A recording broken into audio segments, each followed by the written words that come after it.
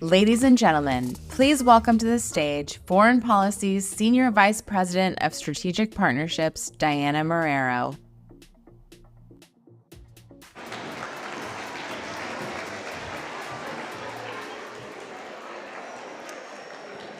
Hello, everyone. We're back for Foreign Policy's 5th annual Her Power Summit. We're in for a truly special program today. We'll be speaking with leaders from government, from civil society, from multilateral institutions, and from the private sector on a wide range of issues from girls' education to sexual and reproductive health to the role of women in diplomacy, peace, and security. And throughout all of these conversations, we're going to be focused on solutions, best practices, and hopefully lessons we can all apply to our work going forward. Because we all know how badly the world needs us right now. Women here in the US and around the globe have faced significant setbacks in the last few years. We're grappling with the rise of authoritarian governments, outbreaks of war, worldwide increases in domestic violence, and the rollback of reproductive rights, just to name a few. At the current rate of progress, it will take more than 100 years to close the gender gaps that exist across the board in government, in leadership roles, and in business and the economy. But the good news is that women are part of the solution and a key part of the solution and finding ideas and ways forward to close the gender gap. And this will benefit all of us. Just one data point, and you probably are all familiar with this, but closing the gender gap could could add as much as 12 trillion to the global GDP. So what we need right now is to strengthen our resolve, to pick up the pace of progress, and to arm ourselves with new and proven ideas for how to do so. In a few moments, we'll be kicking off the program with a sneak peek at Season 5 of Foreign Policy's Hidden Economics of Remarkable Women. It's an award-winning hit podcast made possible with the support of the Bill and Melinda Gates Foundation. We'll also be taping a new segment for the show as part of the conversation between podcast host Rina Nainan and Julie Mwabe, the former gender advisor to Kenyan President Uhuru Kenyatta. She'll be sharing lessons she's learned in that role and how she's applying the experience now to advancing girls' education worldwide. And that's just the beginning. Before we kick off the program on stage, just a few housekeeping notes. If you're here in the room with us, please do take a moment to silence your phones. We do want to hear from you, our audience, both online and in the room. And so for those in the room, you can submit questions via the QR code on the handouts at your seats. And for those joining online, you can submit your questions right on the event website. Our moderators will be taking questions throughout the program. And please feel free to share what you're learning, what you're hearing on social media using the hashtag HerPower2023.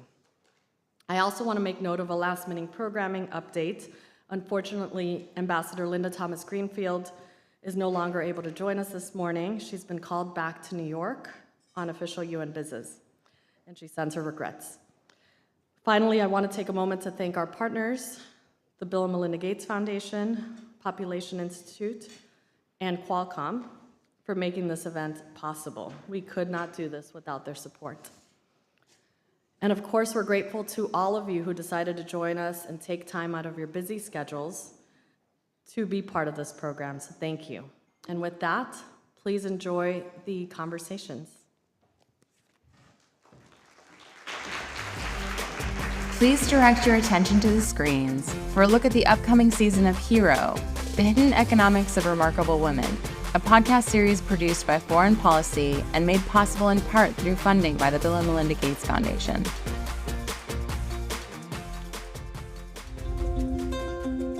Hi, I'm Rina Nainan, host of The Hidden Economics of Remarkable Women. Each season of our podcast, we brought you stories of women who have not only empowered themselves, but their communities. They've worked to change laws, They've spoken out against misogynistic practices and gender-based violence. And they've pushed leaders in both business and government to be more inclusive and allow more access to women in decision-making roles.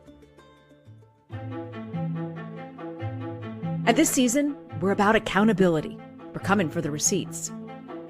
We're taking a sharp look at politicians and business leaders who have promised change, and we're asking, have your words led to meaningful actions? We're doing this by hearing from those on the ground who are doing the hard work of collecting data and holding leaders accountable. And we're looking across sectors from media to tech to government to women's safety to ask, how do we make sure these leaders keep their promises? Join us for the next season of The Hidden Economics of Remarkable Women, a podcast from Foreign Policy, made in part by funding from the Bill and Melinda Gates Foundation. Follow us on Apple or wherever you get your podcasts.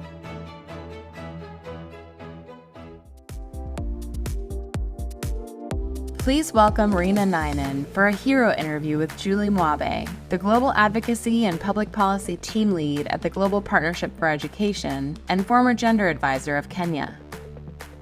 Thank you. Thank you. Wow, look at this packed house today. This is just incredible to see everyone here. Julie, thank you so much for joining us. We're so grateful to have you and to talk about what you've done to transform Kenya. And now you're on a global stage doing advocacy work as well. When back in 2019 to 2022, you were Kenyan President's Gender Advisor. When you look back at your time there, Julie, what are you most proud of? Thank you, Rena, and thanks for having me, and good morning, everybody. Beyond what I was able to do, I think it was just the pride of being able to serve my country, and the women who've gone ahead of me, Wangari Maathai, and even Sandra Jambo is here with us today, just who have fought so many barriers so that women and young women can be in leadership. And that was such an honor, a privilege of my life to be able to serve, to be able to address and bring forth the plight of women and girls to a head of state, right? Yeah. And in that role, I think one of the things I was most proud of was during COVID. At the time, the focus was on the health and the impact the virus was having on health. Mm-hmm. But what was not being seen was on the girls, and the adolescent girls particularly. These were girls schools had closed abruptly, yeah, and they were home and now prone to violence, especially. Many were going through, female genital mutilation because now families needed money and they needed to sell off the girls, and there was child marriage. So there was a lot of issues that were going on, including the impact of COVID on their mental health. So just being able to quickly get out and get data and hear from them and get their stories and bring them forward to government and to the head of state and really sound the alarm that we have a problem. Mm-hmm. And the data was, we had about 250,000 girls who had been in school before, but then they were now pregnant, right? And that means they couldn't go back to school. Or those who are just really the mental health, the violence. We had like over 50% of boys saying, they were going through violence. So it was a lot, but that was something that, being able to do that was something I was very proud of. When you look back at those years that you spent there, what do you believe is one of the biggest challenges that you had to overcome in getting sort of the success that you were able to achieve? The biggest challenge, one of them was, it's one thing to have the data, it's the other thing to act on it, right? Such a good point. Yeah, and the challenge would be, you're meeting girls who are like, I am out of school, in a week I'll be married off, I need to, find a solution for me. Yeah. But policy doesn't work like that, right? It is slow, and trying to sort of be able to find those pathways that lead to better outcomes for them or getting them out of those situations. So that was a big challenge because you're seeing faces, they're no longer numbers, right? They're no longer numbers, they're people who know you, you know them by name, and they stop being percentages on a piece of paper in real life. So that was a challenge, just being able to experience that and feel it on such a personal level.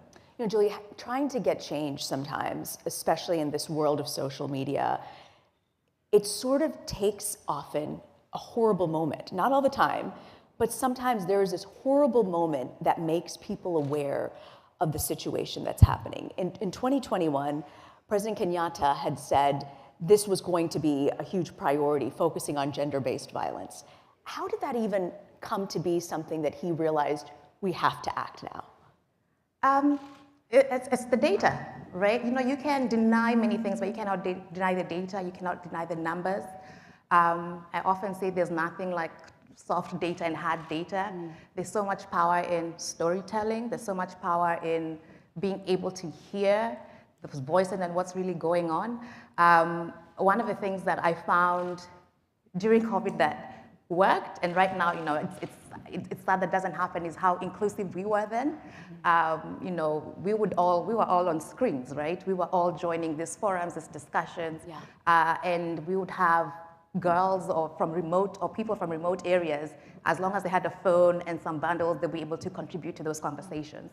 And we are not doing that anymore, right? We've sort of gone back to having conversations with people like us, having the similar conversation, not really hearing from what's really going on with those communities. And I think for President Kenyatta, he was able to connect, especially on female genital mutilation is something that he was very passionate about. And being a head of state, you have the convening power. When you call, everybody answers. So he was able to bring in the apparatus, the health, security, those dealing with sort of just the gender, the education sectors around one table and say, how do we move this forward? Because you cannot do it on your own. It's not a gender thing, right? Yeah. Even if you address somebody's, get them out of safety, they still need to eat, they need to feel safe, they need the nutrition, they need the menstrual hygiene, they need, there's so many things that need to work in tandem. And so that was one of the things, and just the investment that was put. Our head of state can say, let's move the money towards this, and that's something he did, and set up boards and committees that were able to sort of advance the agenda. So that was one of it. President Kenyatta actually pledged to end gender-based violence in the country by 2026. How do you even begin to achieve such a big goal?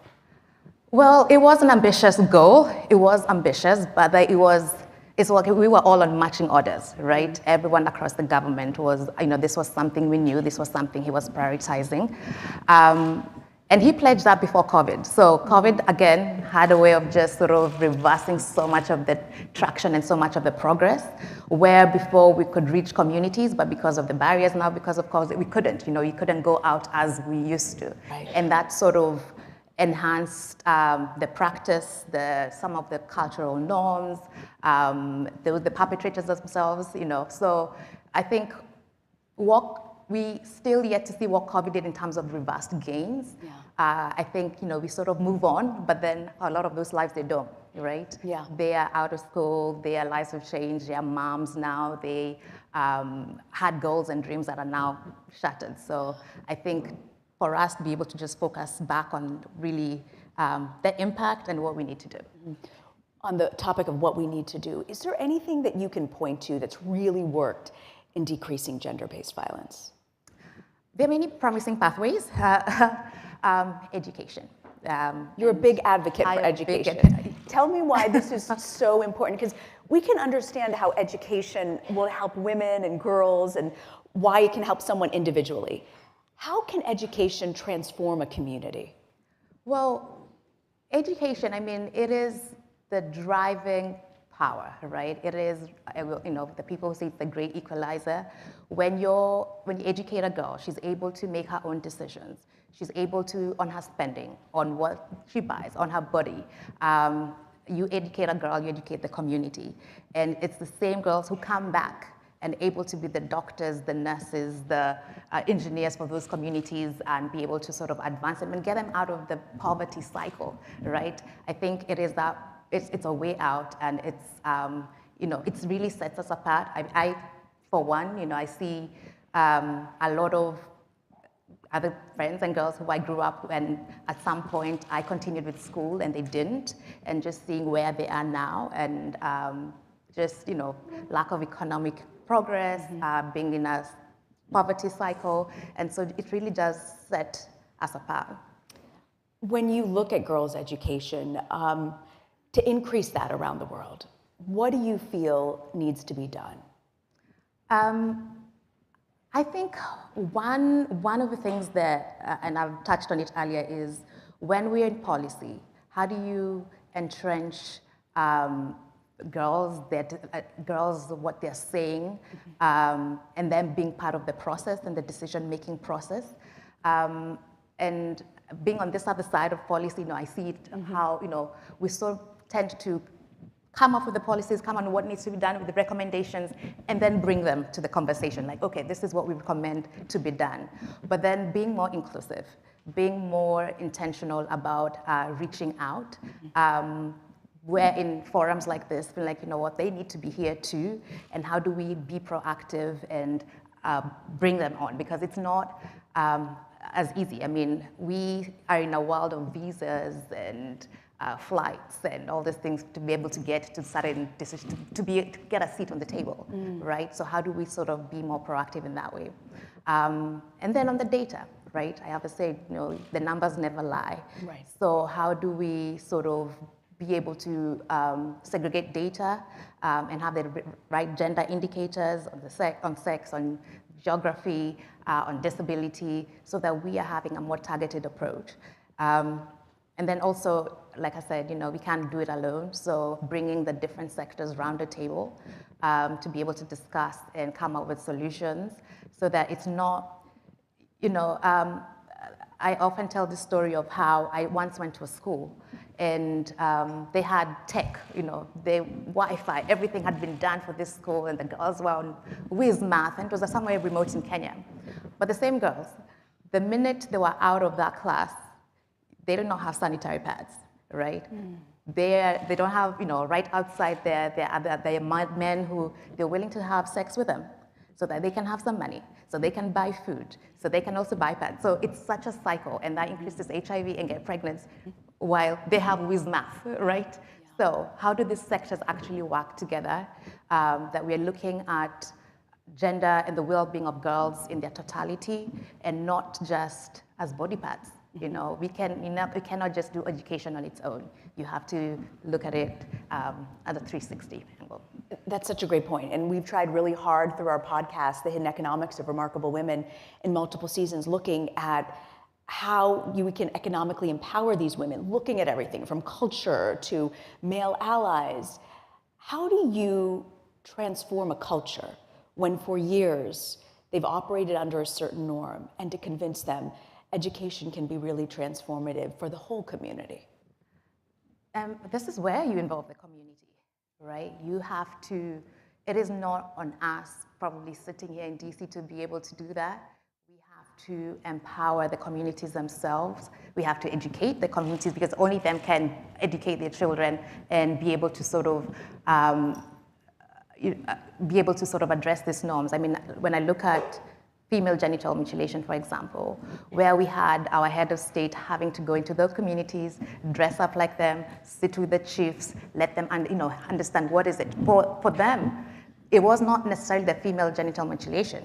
It was the rite of passage, like from a girl to a woman. This is what you do. So this is what's what done. you do. So how about, can we have alternative rites of passage? What else can we do that still gets you to the outcome where you feel, okay, you've sort of had this? So it could be a different ceremony that does not involve mutilating body parts, So that kind of understanding that the rite of passage is what's important, and discussion of, okay, what does it mean? So being able to distill in a culture what is really valuable and of great importance to them, and how can we help transform this to make it more forward thinking and looking, maybe?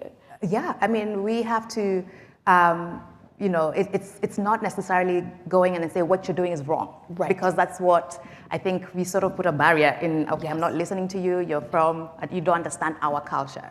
But then it's about, okay, I hear you, I see this is important to you, but can we get around the table? What other ways so that you still get to that goal, yet, in a way that is still wholesome and not harmful? Because I think the minute you tell someone that your culture is harmful, they're already not listening. They shut down, right? They're not. Julie, in your current role right now, when you look on the global stage of helping to transform education for girls, what do you think is the biggest obstacle that international governments need to sort of tune in on? Right now, it's the investment, it's the funding. We are in a space globally when there's debt distress. A lot of countries are in debt. The economic situation is really dire for many countries. We often ask countries to, commit maybe 20% of their budget towards education, ensure the funding is efficient and equitable, that reaches the most marginalized communities. But then with the understanding right now that it is tough, but then how do we sort of work around it? How can we sort of make the dollar stretch the most? How can we sort of bring the plight of girls and children particularly who are really, sort of regressing, or that, those who cannot even read by the age of 10, how do we still, bring that evidence to show like this is something that we cannot drop? This is the one space that we need to sort of just continue investing in and ensure that it's transformative and reaches the world's children. Making sure that girls, when you're talking about being marginalized and also male allies in the community as well, how do you get men and male leaders in particular to rethink their approach and do it in a way that doesn't isolate them? I think, there's often a notion that when we sort of focus on girls' education, it's at the expense of boys. And it isn't. It is just, hey, can we get to a level playing ground so that we, both boys and girls, are able to achieve, basic education and be able to sort of get jobs and live wholesome lives and contribute to the economies. Male allies are such a strong and powerful, and when they come on board, but it is also, like I said, go to the men, right? Speak to them about it, look at the benefits, this is what works, and bring them around the table. But if you do the one versus the other, oftentimes it doesn't work. It often feels like you're putting one over the other, which you're not. Julie, before we go, I want to close and ask you, you've had successes and you continue to, but sometimes for people working in the policy realm, looking to see change in the future, wanting to make progress, you can be in a valley, and it can be so hard that you feel you can't get out of this valley. What has catapulted you when you have reached a low point and you feel foreign policy, progress on the policy front could take decades? How do you push forward when you feel like the deck is stacked against you or progress isn't happening fast enough? I remind myself of my why and why I do what I do. I think there's so much value in going to the level of meeting communities and families and speaking to them and hearing from them. There's so much we can learn. I like to take life with a learning approach and listen. We often don't listen as well as we think we do. We often think we know the solutions, we know what people want, and we are in a culture and especially now that I'm here in the American culture, and I'm like, wow, everything moves so fast, There's always the pressure to deliver, the pressure to move from one to the other. But then where is the value? There is value in just stopping to listen, to go to those communities, to hear what they have to say, and really bring in their solutions on board, right? Bring in their recommendations and almost sit back and say, I don't know, I really don't know what I'm doing, but they know better. So you are here to serve, right? We are here to serve them. We're not here to tell them what to do, but to really live lives of service. It's a great point. Sometimes starting to get communities and institutions and governments to transform begins with listening. Julie, I want to thank you for your service and your work and for joining us today at the Her Power Summit. We're really grateful to have you. Thank you for having me. Thank you.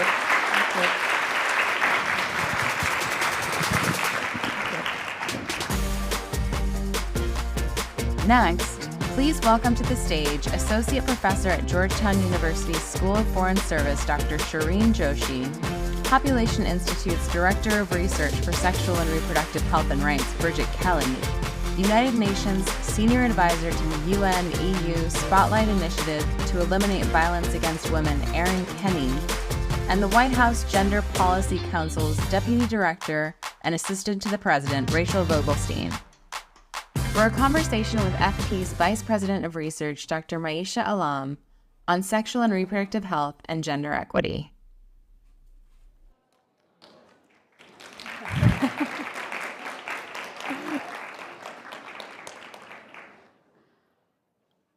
Hi, everybody, and good morning. It's wonderful to see such a packed room of passionate and dedicated professionals who are here to discuss common interests. And I'm really, really excited and honored to have the opportunity to moderate this particular panel, which is on connecting the dots between sexual and reproductive health and rights and gender equity, and how are those related, and what does it mean for the economy, for politics, for peace and security.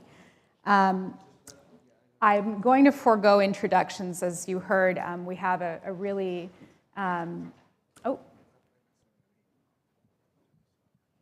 just some technical issues. We'll get going in a second.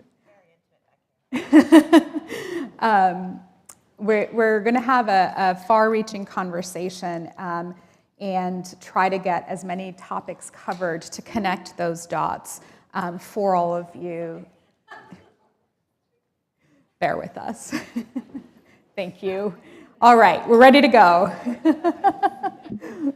And Bridget, I'd really love to start with you, and if you could help set the scene for our audience and connect the dots here. And so let me ask you this. With the largest generation of youth in history reaching their reproductive years, why is now such an important time to mobilize action and investments on sexual and reproductive health and rights?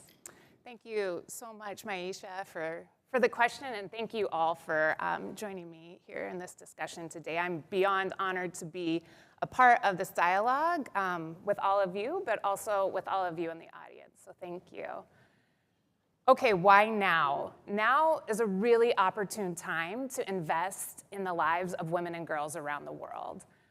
About this time last year, there were plenty of conversations about the meaning of the world population reaching this 8 billion mark. Now, for me, what that number means, or it signifies, is that the scale of human needs is growing. And we really need to grow our investments to meet the moment.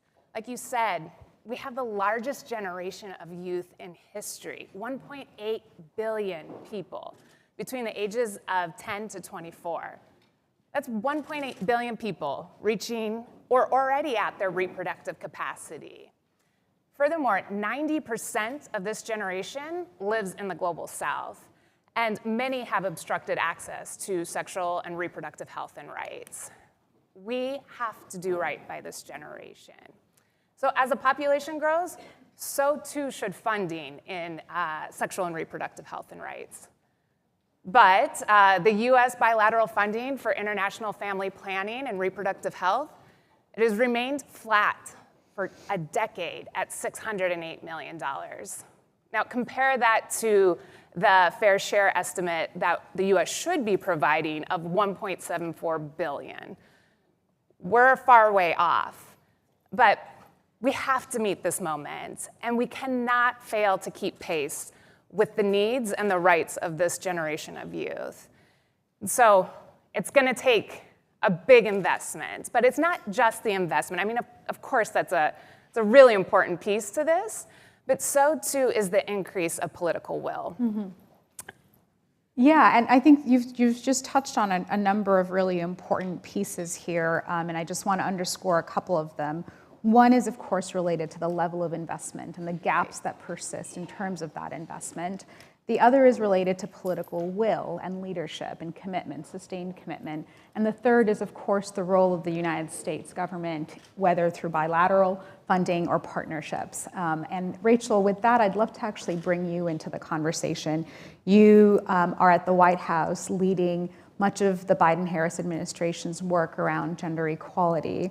And my question for you is, how is the Gender Policy Council trying to address these issues, and how do domestic legal and legislative developments like, Dobbs v. Jackson, how does that shape the way the U.S. supports SRHR globally, including in fragile contexts? Well, thank you. Can you hear me? Yeah. Can you bring the mic up? Can you hear me now? Yes. Terrific. Thank you for that great question. Thank you to Foreign Policy for convening this important conversation. It's great to be with all of you today. I'm really appreciative of the opportunity to talk about the Biden-Harris administration's support for sexual and reproductive health and rights globally. You know, advancing gender equity and equality has really been a priority for this administration since the inception. Back in March of 2021, on International Women's Day, President Biden issued an executive order creating the first ever White House Gender Policy Council. Also, that same executive order mandated the development of our first ever national strategy on gender equity and equality. And that outlines 10 strategic priorities on a range of issues, from economic participation to political participation, addressing gender-based violence. But one of those 10 priorities is focused on protecting, improving, and expanding access to healthcare, including, importantly, sexual and reproductive health and rights. And we know how critical this work is, not only globally, but right here at home. You mentioned the Dobbs case, and as we know, it's now over a year since the Supreme Court here eliminated a constitutional right that women had really come to rely on for nearly 50 years. Now there's more than 23 million women of reproductive age, 1 in 3, who live in states with harmful bans in effect.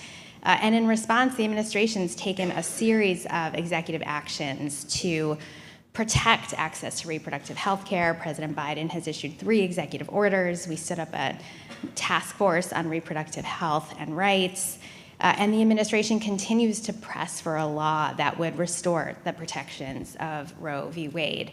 But that said, even while the administration is working to protect and defend reproductive rights here in the US, we continue our work to advance sexual and reproductive health and rights abroad. And I want to just clarify for everyone that the Supreme Court's decision in Dobbs does not alter the administration's commitment to advancing sexual and reproductive health and rights around the world. Our policies, our programs to advance global health, including SRHR, remain in effect.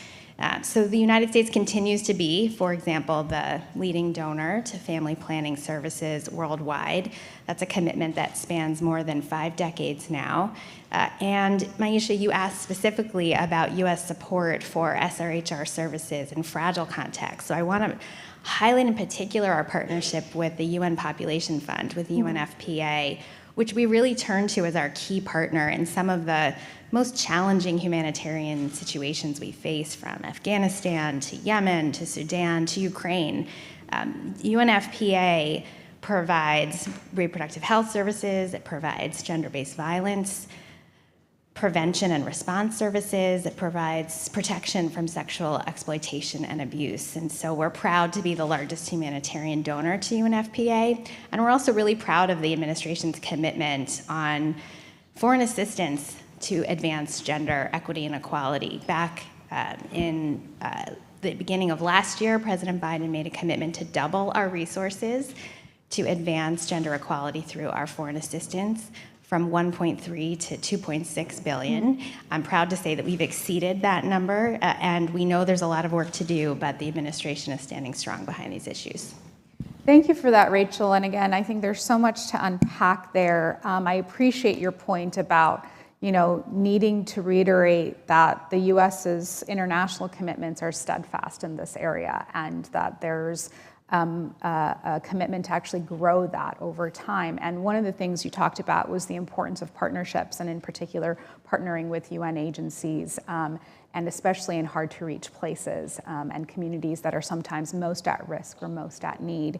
And that actually serves as a perfect segue, Erin, to bring you into the conversation. And I'd love to hear, from your perspective, if you could talk a little bit about the reinforcing or mutually reinforcing relationship between girls' education and sexual and reproductive health rights. Why do early investments matter? We heard from Bridget earlier talking about, the largest generation of youth in history coming into their reproductive years. We heard from Rachel talking a little bit about how this is a critical piece, but part of a broader set of issues that need to be mobilized in tandem. Can you help connect the dots specifically around girls' education and SRHR? Absolutely. Thank you so much. Thank you, Foreign Policy, for having us here. I want to give a special shout out to Table 18. You know who you are. I sat with you at breakfast. And I just want to say that conversation completely inspired me. And I'm going to take a lot of what we talked about and bring it in here. We were talking about connecting the dots. We were talking about the importance of big investments that consider the whole person, not just how they experience violence, or not just their family planning needs, but everything in their lives, and how that actually intersects to ensure that they can be healthy and really productive in whatever way they define that. So Spotlight Initiative, if you don't know, it's a UN initiative out of the Secretary General's office that was launched with 500 million euros. Now, I often get like a little gasp when I say that number because it sounds like a lot of money. It is a drop in the bucket for what is needed to actually end violence against women and advance gender equality. And so what we've done with that money is explicitly looked at it as a Sustainable Development Goal accelerator. We look at how we can take the best of what's happening, the best of what everyone's doing, the best of what UNFPA is doing, but then connect that to what others are doing. So for education, very explicitly, we look at SRHR interventions and then connect them to what's happening in formal and informal education systems in order to really have a multiplicative impact on multiple generations that can inform and transform this issue. As a result, Spotlight Initiative has actually enabled 5 million more girls to stay in school. We have transformed gender equitable attitudes for 90 million young people. This is massive, Please welcome to the transformative. stage United Nations Global Compact Assistant Secretary General. Oh, apologies. That's Sorry all right. about that, Erin. That's all right. I think that was it. But thank you so much. Thanks for bearing with us, everybody. You know, it's a great program, and sometimes we have little hiccups, but women, we keep going. And so with that, I'm actually going to go to Shireen next. And we were just talking behind the scenes. Shireen and I have known each other for what would we say, about 15 years at this point, which is wild to say. And Shireen, you have been working on these issues as a political economist and trying to understand what the data shows and how do we make scalable change, right? So we're talking a lot about the investments that are required, the policy interventions that are required.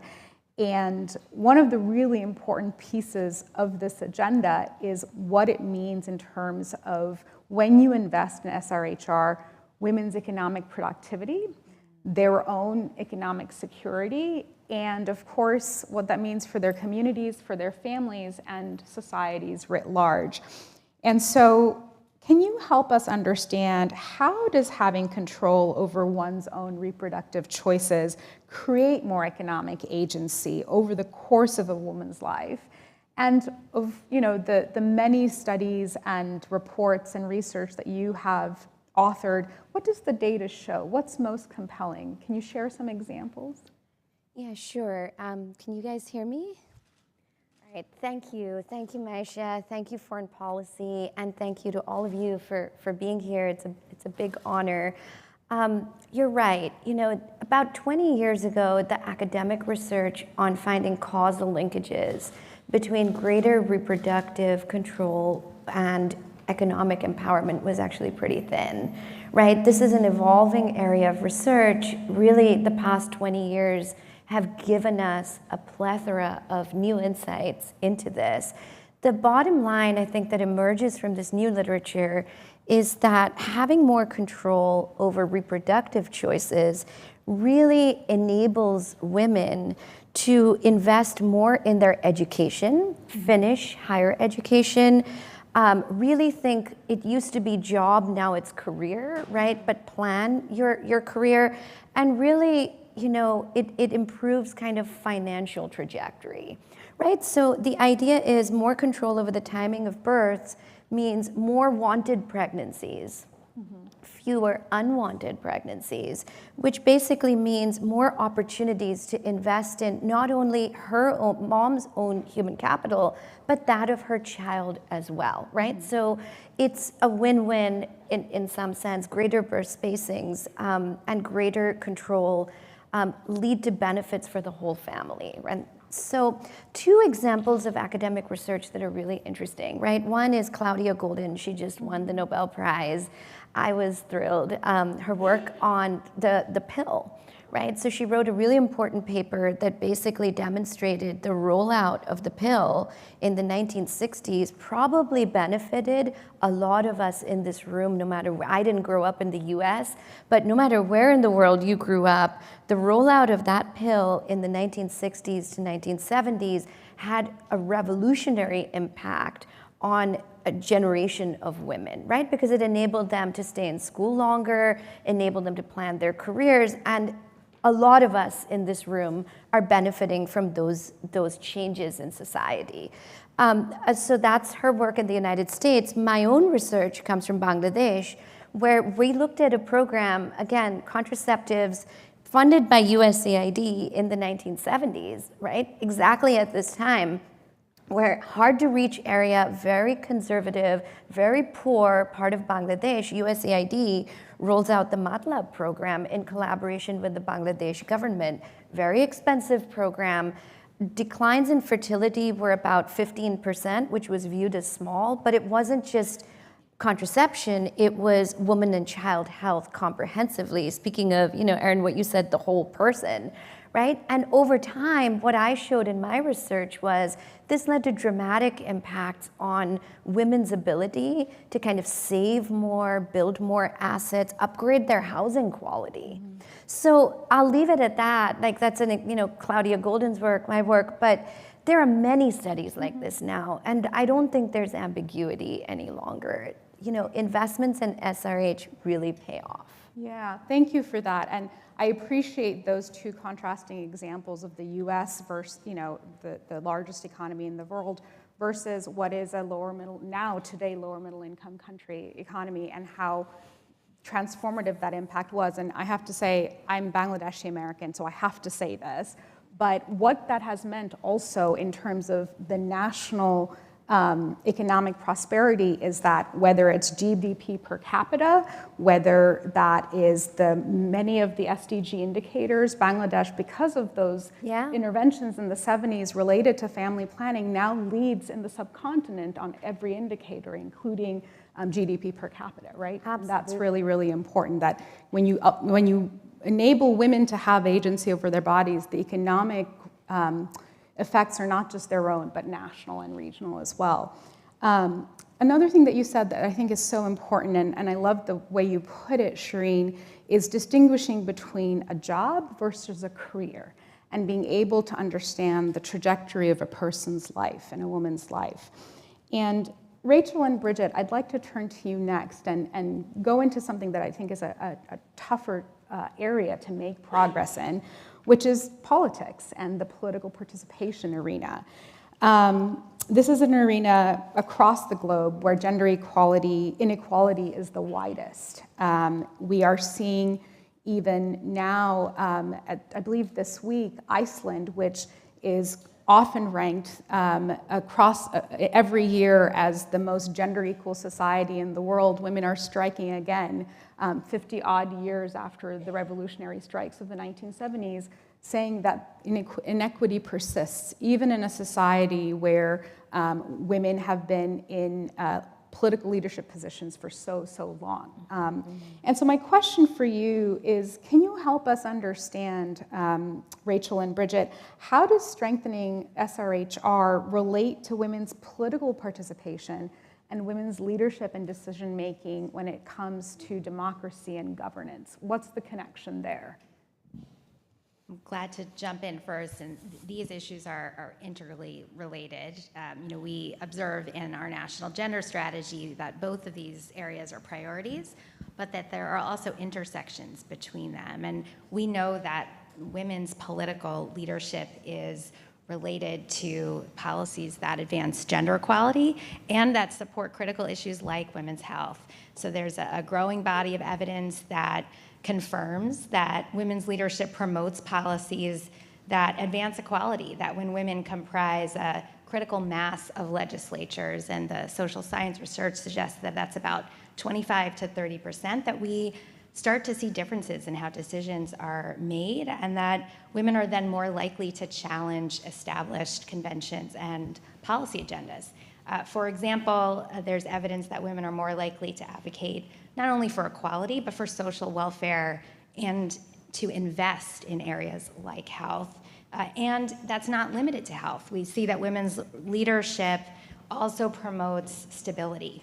And Maisha, no one knows better than you from the great research you've done that women's participation in leadership at peace processes and decision-making tables related to conflict resolution makes it less likely that the response to a crisis will be a violent response. It makes it more likely that peace agreements are forged in the first instance and more likely that they'll last for at least 15 years. And in an era of recidivism and conflict, which we are seeing today, that's a really important finding. So we have worked to address the dramatic underrepresentation of women in leadership positions across the globe. That was a priority when President Biden announced the first Summit for Democracy. There have been two, there will be a third, another one next year. And an example of our work, I would point to the program that USAID is leading underneath the President's Initiative for Democratic Renewal that's focused on advancing women and girls' civic and political leadership, focused on building the pipeline, but also addressing the scourge of gender-based violence, and in particular online GBV, that is driving women and women's voices from leadership and from public life. So this is a priority, and it is integrally related to the policies that we see or the lack of support that we see on issues like sexual and reproductive health and rights. I'd love to bring you in a second, Bridget, but actually, Rachel, something that you said I think is really important, and if you could elaborate just a little bit. One of the things that you mentioned in your comments just now relates to harassment and bullying and all kinds of vitriol that often takes place in the digital space, and what that means in terms of both women being able to go to the polls and vote and cast their vote, but also run for office. What are you seeing in your work related to that, and how are you thinking about that in terms of how to address those challenges going forward? Well, I will tell you that when we meet with foreign delegations, with women leaders from across the globe, this issue comes up again and again and again. And it's a priority for President Biden and the Vice President Harris, to address this. When President Biden was running for office, he made a campaign promise to create a national task force on gender-based online harassment and abuse. That task force ultimately was convened, produced a blueprint for action on how to address that scourge here in our own country. And then on the global stage, we formed a global partnership for action on gender-based online harassment and abuse that's now grown to 13 countries, multilateral partners. We're working closely with the UN on this issue. And what we're really trying to do is three things. The first is to elevate this issue on the agenda and to make sure that we're addressing it through policy. And we've done that through UN resolutions and through other steps that we've taken. We're working programmatically to support and invest in programs that combat this scourge of gender-based online harassment and abuse. And then we're working on data, because we don't even have a baseline. There are some great studies out there about the proliferation of this issue, but they fail to capture the full scope of what's going on. And so we hope that through this global partnership that we'll continue to pull more nations together to address this issue, but recognize it's also happening here at home. And so that's why we have a national task force and an interagency group working to address it. Thank you. Thank you for sharing that and for those examples as well. Bridget, turning to you, and from your perspective as somebody who has been steeped in issues of reproductive health and supporting the ability of women to have control over their bodies and to also have access to the care that they need, because this is also about health and rights together. How does that relate to politics and political participation? Are there any particular programs, initiatives, or even just cases that you can highlight that you think are quite kind of illustrative of that connection? Yeah, thank you. And before I answer that, I just want to really highlight that through this conversation, one theme that keeps coming up that I hear is this mutually reinforcing relationship between gender priorities, such as girls' education and women's economic empowerment and the political involvement, and that relationship with sexual and reproductive health and rights. Increasing women's political participation is imperative to ensuring that sexual and reproductive health and rights and well-being is met around the world. But it's also reinforced by access to sexual and reproductive health and rights. And so we know that when women are in positions of authority, like Rachel has said, that they tend to focus on issues related and impacting women, and not just women, but their families and their communities. For instance, research shows that when more women are occupying positions of authority, the maternal mortality rates decline in that area. And that's because they're having more focused policy discussions on contraceptive access, on prenatal care, on education. But we also know that a woman's ability to participate in these conversations and in these decision-making processes is really dependent on that woman's ability to exercise autonomy over her own body and over her own life. And so many international gender advocates have identified key areas of investments that they're asking us to invest in, and so that they can be participating in these discussions.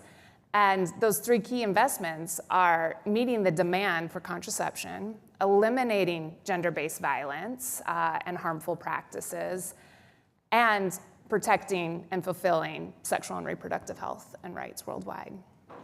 Thank you so much for that. And actually, that lends to my next question. And I was going to go to Shireen and Erin with this first, but I welcome everybody's input on it, which is we've heard a lot about the connections. I think that the goal of this panel was to connect the dots. We have connected those dots, I think, quite robustly.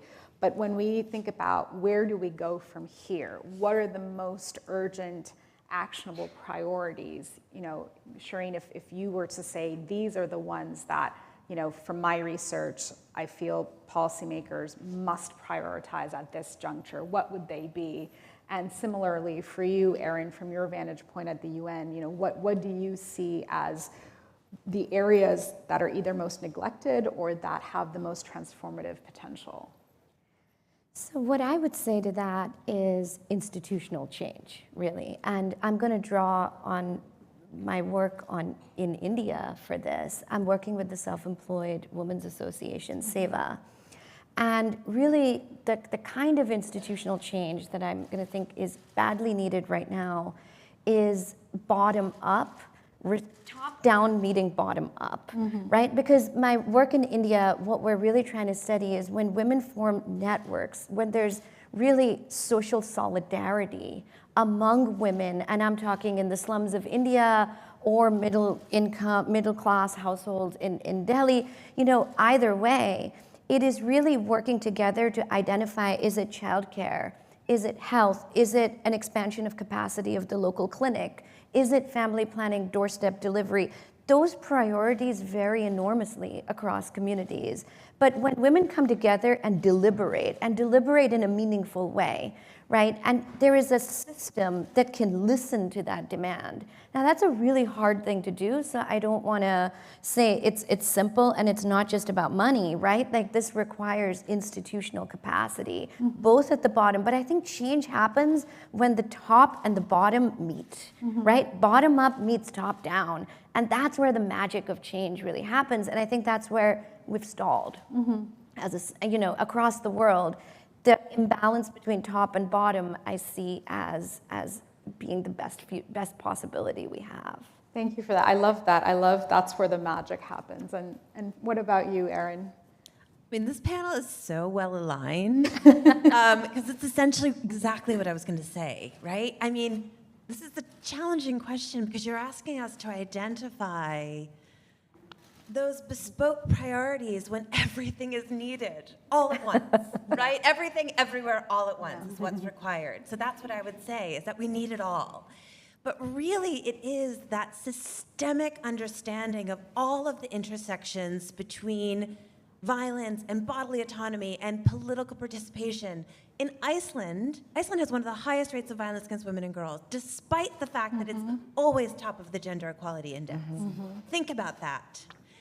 Everything, everywhere, all at once. We need to consider the ways in which we are investing in localization, and I'm so glad that this is really part of the US agenda and many other policy agendas to really consider who is making the greatest impact on the ground.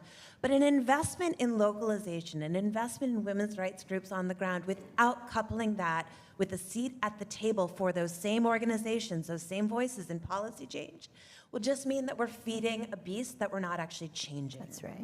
We need interventions that really consider every space in which we can have an opportunity to change the status quo. Right now at the UN, there's a debate on women, peace, and security, and a lot of what's happening is this kind of understanding of how we center women's voices in peace and security. And I get really excited by this. I have a humanitarian background, but sometimes I get a little frustrated as well because the narrative has gone from the poor, victimized, vulnerable woman to women at the heart of peacemaking. And it's almost like we've gone too far, right? Yes, women need to be at the table for peacemaking, but without the political participation and incentivization for peace, what voice can women really have? It's a kind of a setup, right? So we really need to consider all the pieces that need to be in place, and it is kind of about money as well. We need deep investments, and it's such a hard time to ask for money. But every investment we make in women is an investment in peace and democracy. It is an investment in sustainable development. There is no excuse. Thank you for that. And you know, your point about everything, everywhere, all at once reminds me of another saying that we have in this community of work, which is nothing about us without us, right? And so let me conclude this panel. We're almost out of time. I want to get one more question in, and we got to go really quickly. But let me ask you this. We have many women, students and early career professionals joining the summit today, both virtually and here in person. And so from your vantage point and the many years of work that you've done on these issues, what's your call to action for them when it comes to SRHR? I'll start with you, Shireen, and we'll end with Rachel. I would say demand, be part of, and advocate for institutional change wherever you are, local as well as beyond your local. Thank you. As a recently full-time student myself, I identify with the students out there in the audience. And so my advice is also my advice to myself, but it's to get involved and stay involved, and that your work in this, it truly, truly matters. Your studies in this and all that you're doing, we need more champions. It's plain and simple. We just need more champions. Yeah, so I was a peer educator at 17. I brought condoms to my senior prom. And it was life-changing. No, seriously, to be like the condom girl in my high school. I have an 8-year-old now who's in 3rd grade, and the thing she was most excited for in 3rd grade was that she could join student council. When applications came, she was like, I'm going to be president. And I was like, sweetie, you're 8. I think the 5th graders are going to, and she's like, I'm going to be president. She didn't get it. It's okay. She's learning to use her voice. She's also really encouraging others. She creates space. And you know what? The kids are all right. The kids are all right. Just keep using that voice. I'll just echo that this is a pivotal moment for sexual and reproductive health and rights. That's true here in the US.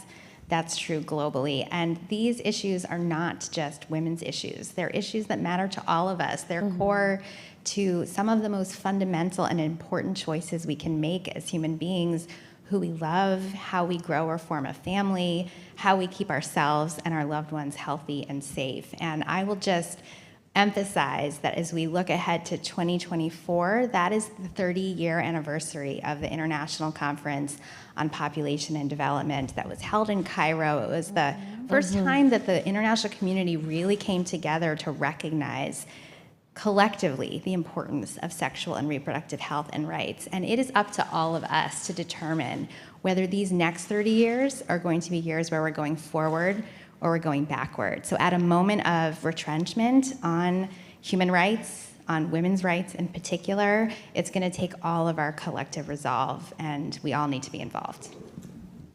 Well, Rachel, thank you and everybody for your calls to action. And I think that's a pretty clear clarion call for us to end this panel.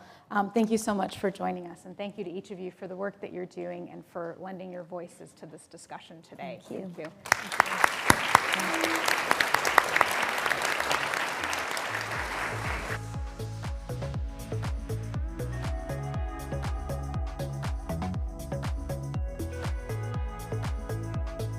Please welcome to the stage United Nations Global Compact Assistant Secretary General Sando Jumbo and Daughters for Earth co-founder Zainab Salbi for a conversation with FP's Executive Vice President Alison Carlson on women and a just transition to a low-carbon economy.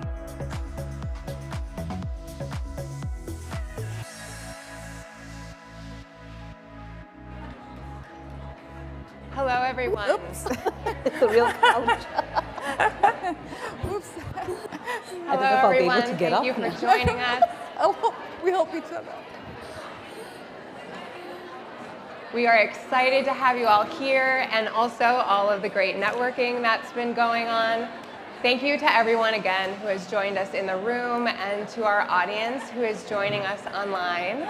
This is a packed program, as you can see, in a packed room, but we also have hundreds of people that are tuning in from around the world. So thank you all for making the time to join us this morning. That was an incredible conversation. That's good, thank you. Just to get the silence. Yeah, exactly. Thank you, everyone. That was an incredible conversation with a lot of great energy, and we're going to keep that up. You know, there are so many multifaceted issues that we're tackling today, and as was aptly put just now, everything, everywhere, all at once. There are so many intersectional issues at play, and I'm really honored and excited about this conversation that's talking about the just transition and what that means for a low-carbon economy.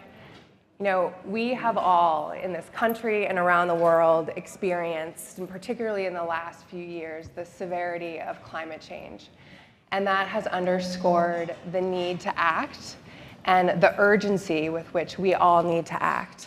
And you know, that is clear, and we've read the reports from the IPCC and what's needed to really stay within the 1.5 degree threshold. And that's going to require transformational change of our energy systems.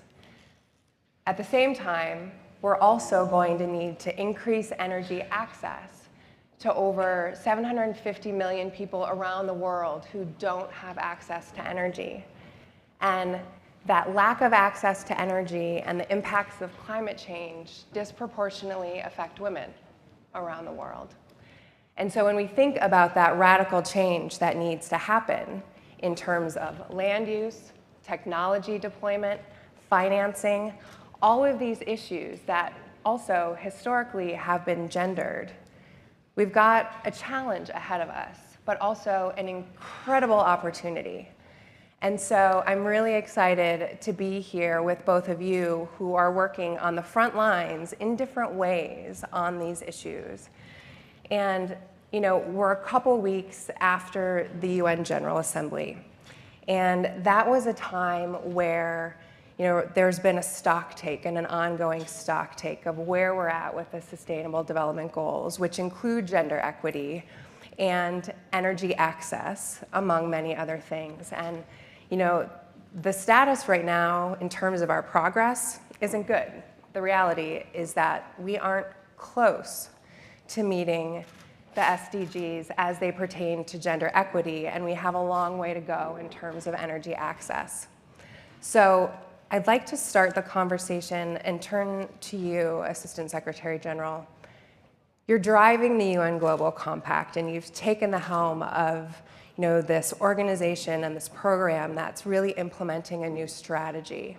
And so when you think about this intersectional challenge of equity and climate and the transition to a low-carbon economy, what are your priorities as you're accelerating this new strategy?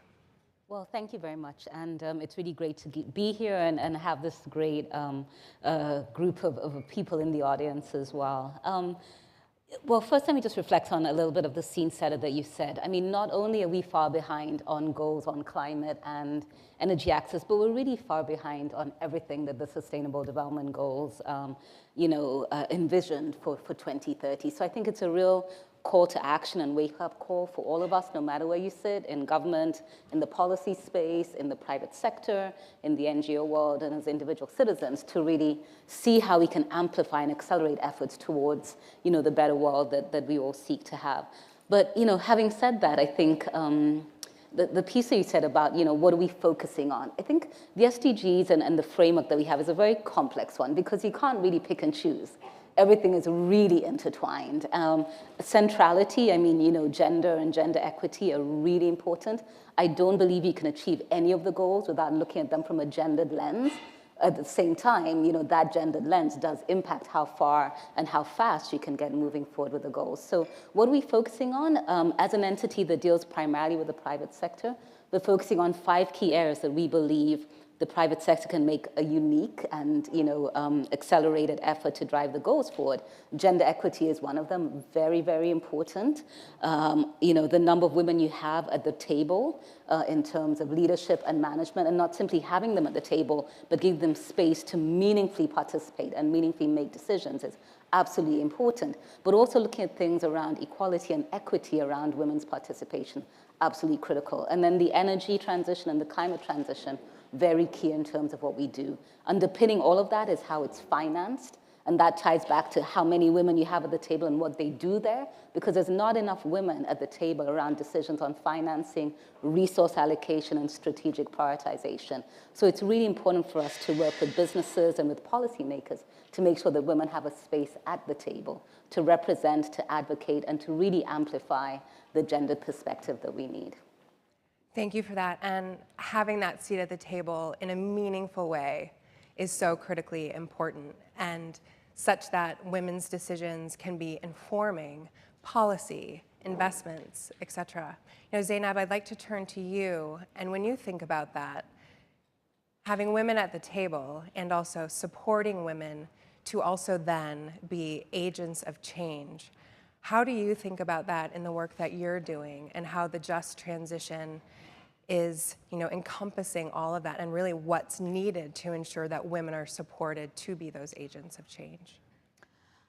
It's like, where do I start? A preview of what I'm doing is Daughters for Earth is a fund that funds and celebrate women-led climate actions. And one of the things that's I'm finding is women are marginalized in all sectors financially and in decision-making table, as we all know that, right? That's a fact. When it comes to the climate sector, and that is inclusive of energy as well as farming, as well as conservation, women are getting 2 cents out of every environmental dollar that is going to the issue. So they are even further marginalized from any other sectors, more than the financials, more than the humanitarian, and it's very, very minimum they're getting. We are seeing that they're actually very active, and it's a force, it's an unseen force. But again, I feel like it's the same pattern that we always deal with when it comes to the story of women. It's an unseen force. They're doing some magnificent work, both on the energy level, both on the farming level, both on the conservation level, unseen, unsupported. How do we get them at the negotiating tables? And this is something, it was interesting. I was speaking with a group of financial CEOs, and they were like, you mean we need women but women are already in the decision-making process. It's like, not process, we want them at the negotiating table. We already are staffing all the men and writing all the memos and doing all the research. We are in the process, but that is a different thing than being at the table. And the lens is not either, it's few things. So the challenge is not seeing, sort of not seeing that there's a difference between process and decision making, and needing to distinguish that. So it becomes a decision of quantity of women. how many women, as opposed to also we need women at this, quality of decision, basically, rather.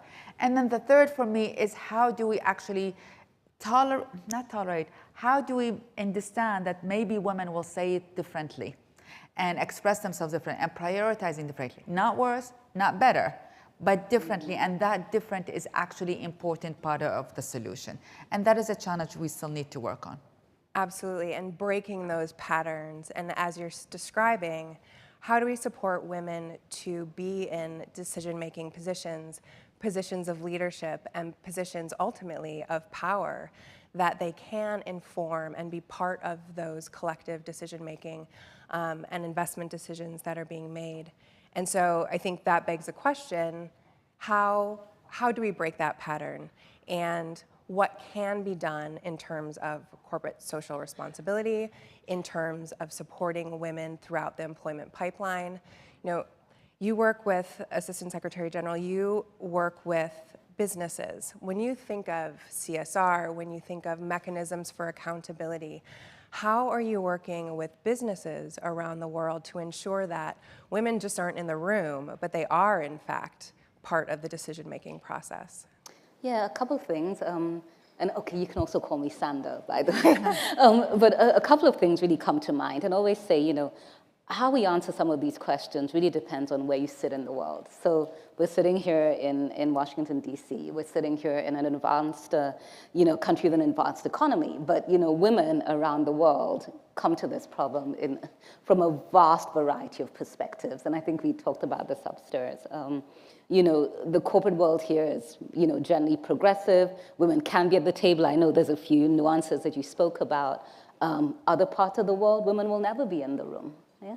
And so what corporates are aiming to do there will be extremely different. And I think it's fair to look at the entire continuum, because women play all sorts of different roles in different spaces.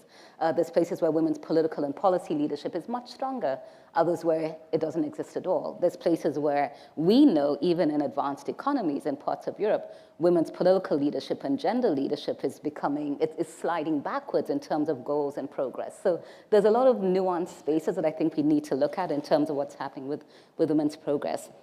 But by and large, the work that we do with companies, one is just to make sure that, they really do walk the talk. It's not enough, as is often the case, when there's a trending hot topic, the private sector will stand up and respond to the moment. And our challenge here is it's not about the moment, it's about the moments that you create and the trends and the patterns and what you're putting in place for posterity. So it's really important to work with leaders to make sure that, work around equity, inclusivity, and equality is first grounded in policy, and to have strong and bold leadership that is bold enough to drive this all the way through. I think for me, that's the first. So sporadic action is just not enough.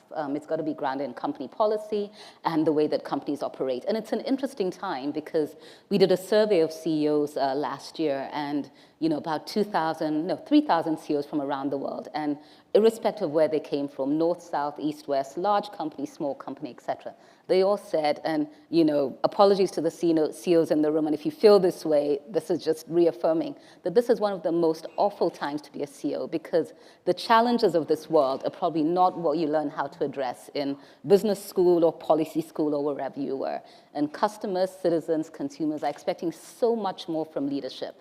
It's not about having a strong P&L or having a great product. It's about being able to take a stand on issues and understand, the societal inequity, the climate injustice, and the social injustice that is happening around us. So I think there's a lot more of a higher call for corporate leadership. I think part of that is because perhaps political ambition and leadership is also sliding back.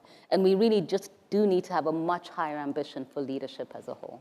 Yeah, I think that's really well said. And you raised such an important point at the outset of your comments about we're sitting here in Washington, D.C. Realities around the world are far different and incredibly varied, and we can't think about these challenges, generically or monolithically, and thinking about solutions as well need to be locally informed, contextually relevant. And so Zainab, when you think about your work, and you made a really important point earlier about in some places in the world, women aren't even visible, but yet they're doing a vast share of the work, particularly as it relates to the land. in the work that you're doing around the world and the projects that you've been a part of, how are you seeing women and how can they be made more visible so there is a recognition of the work that's being done, and with time, they can be integrated into the decision-making process? I mean, if I am to summarize the role of women generally in the climate actions, I would say, one, it needs to be financed, right? It's just we don't have enough money, and that's something companies have a huge role in that financing. And my message is, we're being celebrated on Women's Month enough, but we really do need more money, in all sectors. So that's one. The second one is there needs to be the connection between climate and gender. That connection has not yet been understood at a wider spectrum, that we cannot solve the biggest existential crisis facing us without the full inclusion of women in all of its leadership, basically. It's just common sense. We have that facts and figures in other sectors. In peace agreements, if we include women, the peace agreements have less chance to succeed. In other sectors, we have facts. We're missing that in here because we need statesmen and women and corporate CEOs to actually understand that this is a vital investment. We know that if you invest in women, you get better return in small businesses, for example. We need that equation with climate and gender. And the third thing is we need to make them more visible. And this is one of the things that we're working on at Daughters for Earth, which is they are doing some magnificent work both in the nonprofit and the for-profit sector in terms of renewable energy, in terms of shifting not only to regenerative agriculture, but shifting their farming models in a more holistic models, more environmentally friendly models, and in terms of conservation. They are, honestly, it's quite amazing what they're doing. I mean, we just had youth movement in Ecuador that changed the Ecuadorian constitution to stop fossil fuel companies from extracting from the Amazons in Ecuador. This is all women-led, youth-led movement. So we just need to make them more visible, and that's when we need the power of the media, right? And then for us, to celebrate them more. And then for us, and one of the things that I'm learning, and when it comes to gender and climate, is to speak language, as you said, that addresses the audience. So I'm learning to talk about risk management when it comes to climate and gender. It's how do we actually also adjust the language to address our audience, because a lot of times when we speak as women and come from the women and the grassroots, we speak to each other rather than to a new audience. And we need to incorporate a new language to bring policymakers and decision makers along the journey.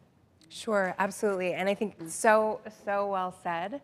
And speaking to the audience, but also communicating the returns and the impacts, right, which are financial, they're social, they're economic, they're, for our communities, as well as the personal benefit that women individually receive. And so I think those points are very well taken, and also as foreign policy, taking our responsibility as well, and part of that, and hope that we are also elevating the voices of people who are working in various facets to understand the intersectionality of these issues and the impacts. And I think those examples, like Ecuador, for example, are really important. And Sand, I'd like to turn to you as well. Can you think of, or could you provide some examples of what you see working, where you've been working with businesses and companies on the ground to translate into actual impact? What's working and that can be learned from so we can actually see that change happen at scale? Okay, I mean, there's a couple of things I'd like to draw from. And first, let me just pick an example right here from the US and the potential of it, if executed as planned, is actually the Inflation Reduction Act. I mean, I do think there's a significant amount of money that has been put towards environmental justice in there. And if that really can transcend from government positioning, policy edicts, and get the financing, get it to where it needs to get to, I think that can truly be transformative in terms of what we need to do. I think there's also, and it's still a low amount, I feel, 5% of financing to go towards women-owned, women-led procurement that is green, I think is a good start. I think 5% is incredibly low. I think a lot of support needs to be put towards women-owned enterprises to actually get in and do these bids, because sometimes just even tendering tendering, for government opportunities is something that is highly complex, So, there's windows of opportunity. I think they need to be scaled up tremendously. We need more women taking their place in the transition and the opportunities that exist even within here in the US. If I was to cite a couple of areas where I feel we have businesses that are doing some incredible work, let me think of a company that we have in India. It's called Renew Power, that works on renewable energy, and it's doing a fantastic job at training women around building solar technology, repairing, maintaining, and getting to actually own and deploy solar assets. I think absolutely incredible. The job opportunities in the renewable energy space and actually the investment opportunities are remarkably huge. Last week I was in China, and it was insightful to just see first, the rapid progress that is being made on renewables, that's one, but secondly, actually the fact that only 1% of the world's renewable resources are being deployed. Yet we seem to act and react like there's a race around renewables. 99% of the pie is not even cut or eaten yet, possibly not even baked. So there's so much space around the renewable energy opportunity. So, Renew Power is one. I think when I think about where some opportunities really do lie to get women more engaged in energy and climate transitions, really go back down to the grassroots. Statistics say that the STEM industry has about 32% women participation. And if we can't get more women and girls engaged in STEM, and what then the opportunities are, then we'll never be at that, resource allocation, decision-making, innovation type seat at the table. So I do think, much as we want to look at the energy opportunities at the tail end, which is what are women doing in renewables and what are we doing around deploying there, there's a fundamental deficit right at the start that we need to engage and address. And I think anybody working in education, I listened to the earlier panel, anyone working to empower, role model younger women to get into the space, I think is absolutely important. The activism piece is incredible, and we must keep those voices going. But at the same time, I think we need to look strategically at how do we build this pipeline of women that we want in the right spaces and places to make those decisions. Absolutely. You are setting up the next conversation incredibly well because it is focused on innovation and how we can bring more women into that space. So more on that to come. But before we go, I'd like to hear from you both as well. In light of this opportunity and all of the women and some men in the room, thank you very much for joining us today. And also for those online, what advice would you have for women who are passionate about these issues, interested in engaging, curious, and want to make an impact, but aren't quite sure where to start? If you think about your career trajectories, what advice would you give them? I'm sure you want to go first. I'm trying to say, well, what comes to me right now, both personally as well as what I'm focusing on, which is actually finding the pipeline of women who are working on climate actions and all the definitions, renewable, regenerative, and restore, is that actually in this sector, women are in their power. Really, I worked in war zones. I founded Women for Women International. I worked in war zones and lived in war zones for 30 years of my life. That they needed empowerment. In the sector of climate change, women are in their power, but what they need is for their power to be reinforced. They need for their power to be celebrated, to be funded, to be endorsed, And my advice is both on the personal as well as the professional. If this is something that is sticking your heart, join the power. We don't actually really need to empower in here. And if join your power as well. So my biggest regret in my own professional career is never when I was excited and I was charging forward, is when I was doubting myself. And I was like, oh my God, is this the right thing? And all of these. So I'm saying right now, both for climate, for renewable, for just trans, and for gender, is go with the power and charge forward. Very well put. And Sandra, for you? I think I reflect on possibly what I see as a barrier as well as a huge opportunity around how we address gender issues. And I would just say, for every gathering that we have here of fantastic and powerful women in the room, we then need to have a gathering that has men and women in the room. The structural barriers and challenges that we face need both genders. And I think that there's no way, lots of sayings have been said around trying to play football with half a team, clapping with one hand, whatever it is. I just think that the challenges that we face right now need both genders at the table. We need a lot more male allyship. We need to work and see how we can change and transform systems politically, policy-wise, within corporations, back down to the community level. The world will not progress if men and women do continue to sit apart all the time. I value the opportunities when women can come together and celebrate each other and re-energize and bond. Absolutely important. And then we got to get out there and sit with the rest of the world, the rest of the genders, and really make this thing happen. That's my take. Yes, excuse me. Very well put. And all of the genders, we need to be working together. And as you very well put, Zainab, join the power. Thank you both for your work on these issues. And thank you for being here today.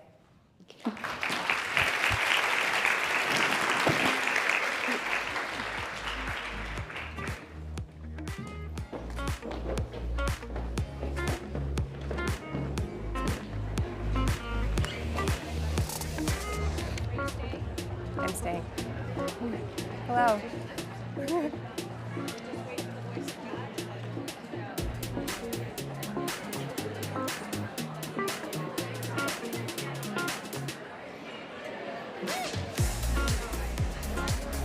Welcome to the stage, U.S. Assistant Secretary of Commerce for Economic Development, Alejandra Castillo, Qualcomm's Senior Vice President and Counsel of Government Affairs, Lori Self, and Undersecretary of Commerce for Intellectual Property and Director of the U.S. Patent and Trademark Office, Kathy Vidal, in conversation with Allison Carlson about the rise of women innovators.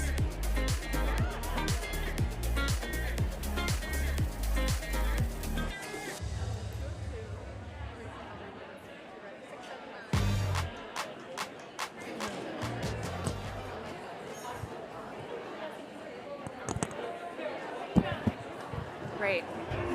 Photo ops and selfies.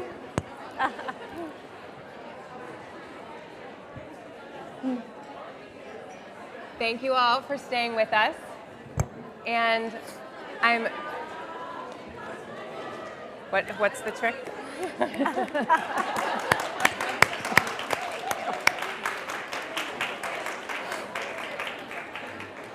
Thank you, everyone. And we could not have been better set up for this conversation and some of the comments that Sandra was making about innovation. And we've talked about the barriers, we've talked about not meeting our SDG goals. We know the gaps, we know the challenges about representation, but we also need to focus on the opportunity. And there is a tremendous opportunity, particularly with respect to innovation in the US and around the world and women's role in it. Yes. So not just having a seat at the table, but being agents of that change and how to really incorporate more women into the innovation ecosystem. And so I'm thrilled to have a few moments to be able to pick all of your brains. And also to those in the audience and those online, please feel free to submit questions. We want this to be interactive, and we'll field as many questions as we can from the room. But would love to start off with you, Undersecretary. And when you're thinking about not just the challenges, but the opportunities in the innovation space, and specifically what you're working on, we're talking about rights today as well, and intellectual property is certainly part and parcel of that. And so when you're thinking about your work and the work of the department, how are you thinking about this issue and how to harness the opportunities at hand? What a great question. And first of all, thank you so much for having me. I have to tell this very quick story. So this week I was going through my email feed, and I saw this summit. And I thought, oh gosh, I've got such a busy week. I'd love to attend that. And then I scrolled down and saw that I was speaking. So I was so excited. So excited. So amazing conference. So thank you for having me here. I will say I have been focused on women for my entire career, trying to figure out how to lift women, working with women to support other women. And when I go from country to country, this is something that every country is focused on. Every country. Countries you may not think about when you think about women's rights or the role of women in society. Every country is focused on this because it is the biggest opportunity. And all the countries know that we need more jobs, we need more economic prosperity, we need to solve the SDGs, and the only way to get there is to pull in the people who have not traditionally been represented at a high enough level. So when I think about it, I think about the entire ecosystem. I think we've got to get to the girls first. So we do a lot of training in the schools from K through 8 on innovation, entrepreneurship, intellectual property, so they know what this is about. They know the opportunities that exist for them. I will say that as part of that, they also learn about creativity. And what I hear is the art draws them in, but by the end of the session, I'm talking to girls who say, I wanted to be a cheerleader, now I want to be an engineer. I mean, these are 9, 10-year-olds. It's incredible. And then beyond that, we need to work the entire ecosystem. So we teach in the schools, we teach the teachers to teach innovation, entrepreneurship opportunities in the school, to teach it in the right way. It used to be that in our schools, the way we taught innovation was we said, how high can you shoot up that rocket? And can you protect that egg when it drops, right? I mean, how many people, that was what science was about. And now we're realizing that women, people of color, we want to solve for empathetic things that make a difference. And so as soon as we change that model, we bring way more people in. I could go on. I just want to mention 2 more things because I know we have a lot of questions. 2 more things that we're doing. One is we realize that the way we communicate as US government with people is not friendly. So at the USPTO, the very first thing you receive when you apply for a US patent is a rejection letter. Not so friendly. And guess, do women persist at a higher rate than men or vice versa? It's vice versa. So what we did recently is we changed the communication. Now when you file for a patent or trademark, the very first thing you receive is a welcome letter that says, welcome to the USPTO. We're here to support you. Hear about our women's entrepreneurship initiative. Hear about pro bono. Hear about if you want to go it alone, how we're here to help. Find out if you have other intellectual property. So that has been a huge focus of ours. And beyond that, I just want to give you one statistic that gives me a lot of hope. And I'm sure we'll get into other initiatives later. So right now, the percent of women on US patents is 12 to 13%. 12 to 13%. When we get out there with our pro bono, which I doubled down on the minute I got into office, we upped it to $1 million a year that we're spending, and with organizations that are also doubling down with us. So we're sharing the cost of this. With the work that we've done, the percent of women who benefit from our pro bono is 43%. So that just gives me hope. And if you look at the other demographics, I know we're here to talk about women, but it's 30 to 35% people who identify as Black or African American, 14% people who identify as Hispanic American. So I'm really hopeful that if we just get out there with resources, meet people where they are, we know everybody has good ideas. We know everybody has at least the same potential to participate. We just want to reach them where they are. Very well put. Thank you. And so many issues that you raise that I'd love to dig into. First, going back to your first comment about the opportunity. And I really do think we have an opportunity here to frame it in that way and frame the challenges in this way. It is an opportunity. And so, Assistant Secretary, I'd like to turn to you. When you think about that and the economic opportunity, not only for the country, but for women, for their families, you are in charge of a $5 billion fund that is really allocating resources to drive that kind of change and drive that economic impact. And so when you think about that intersectionality, what are your priorities and how are you thinking about that as you're allocating funds within the department? So great question, but let me also contextualize it a bit. We're now gathering here in Washington, D.C. If you walk down the street a few blocks from here, you'll bump into the Department of Commerce. You can't miss it. It's massive. But the reason I also want to contextualize it in terms of where we are and the department as a whole is because I have the pleasure of working with Kathy, and we do some good trouble together, which is wonderful. The other thing I want to contextualize is the moment in time, right? We have a president who has really taken investing in America very seriously. 4 major pieces of legislation. If you haven't read them, if you haven't been tracking them, please do. It's the American Rescue Plan, the infrastructure, bipartisan infrastructure law. It's the Inflation Reduction Act. It's the CHIPS and Science Act. 4 massive pieces of legislation that are anchoring around this concept of economic development, but also anchored around equity. And one of the things that we did at the Department of the Economic Development Administration, which is the bureau that I lead, is to look at our investment strategy, investment priorities. And we said, you know what? We need to really put equity at the top. That is an opportunity, because what that does is, in addition to putting equity at the top of the priority list, it's also how we have designed these grants. For many reasons, government for a long, long time would always tell communities what they should do. Very prescriptive. We've flipped the script on that. What we have done is we are now asking communities, tell us what your assets are. Tell us what's on the horizon for you with regards to economic development. Tell us who you're bringing to the table. Tell us who's missing at the table. And put together your best proposals. So most recently, and I'm sure you're referring to this, just day before yesterday, we announced tech hubs. This is a way to democratize technology and innovation. And it's really fascinating because it's making, as Kathy may say, it's recognizing that technology and innovation just doesn't live along the coast. It's in places like, Tulsa, Oklahoma. It's in places like, Champaign-Urbana in Illinois. I bring that up because that is a $10 billion program. We only received 5% so far. But it is a way for our nation to look at technology innovation and also tap into the resources of particularly women, and that intersectionality of race and gender, looking at women of color as well. How do we show up with our best ideas? So there's a lot of excitement. I'll stop here because I know we're going to have some questions. But I do want to give you this as a challenge.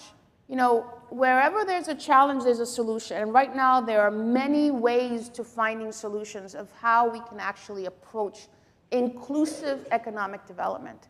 If you haven't visited the EDA, please do so. And I always give out my email, so my email is simple, acastillo@eda.gov. Reach us. As Kathy said, we are trying to change how government works. And that is one of the ways that we can do so, by reaching out and communicating as best as possible. And that's a very clear illustration of what you were describing about being welcoming. It's rare you have someone at your level of seniority passing out their email and saying, contact me, and being very sincere and earnest about that. And I think those are the kinds of changes that are absolutely needed to welcome everyone in this room and elsewhere, to that conversation. And so, Lori, I'd like to turn to you. And when you're thinking about, and when Qualcomm is thinking about greater inclusion and the employment pipeline, what have been your and the company's priorities in that regard? Certainly a company that is at the forefront of technology and also making substantive and material changes as it relates to inclusion of women. So what have been your priorities, and what are you focused on now? Yeah, so we are essentially the R&D engine for the mobile ecosystem. That was our mission with our founding. That ability to fulfill that mission was very much dependent on our ability to access the patent system as a means of incentivizing, justifying that R&D.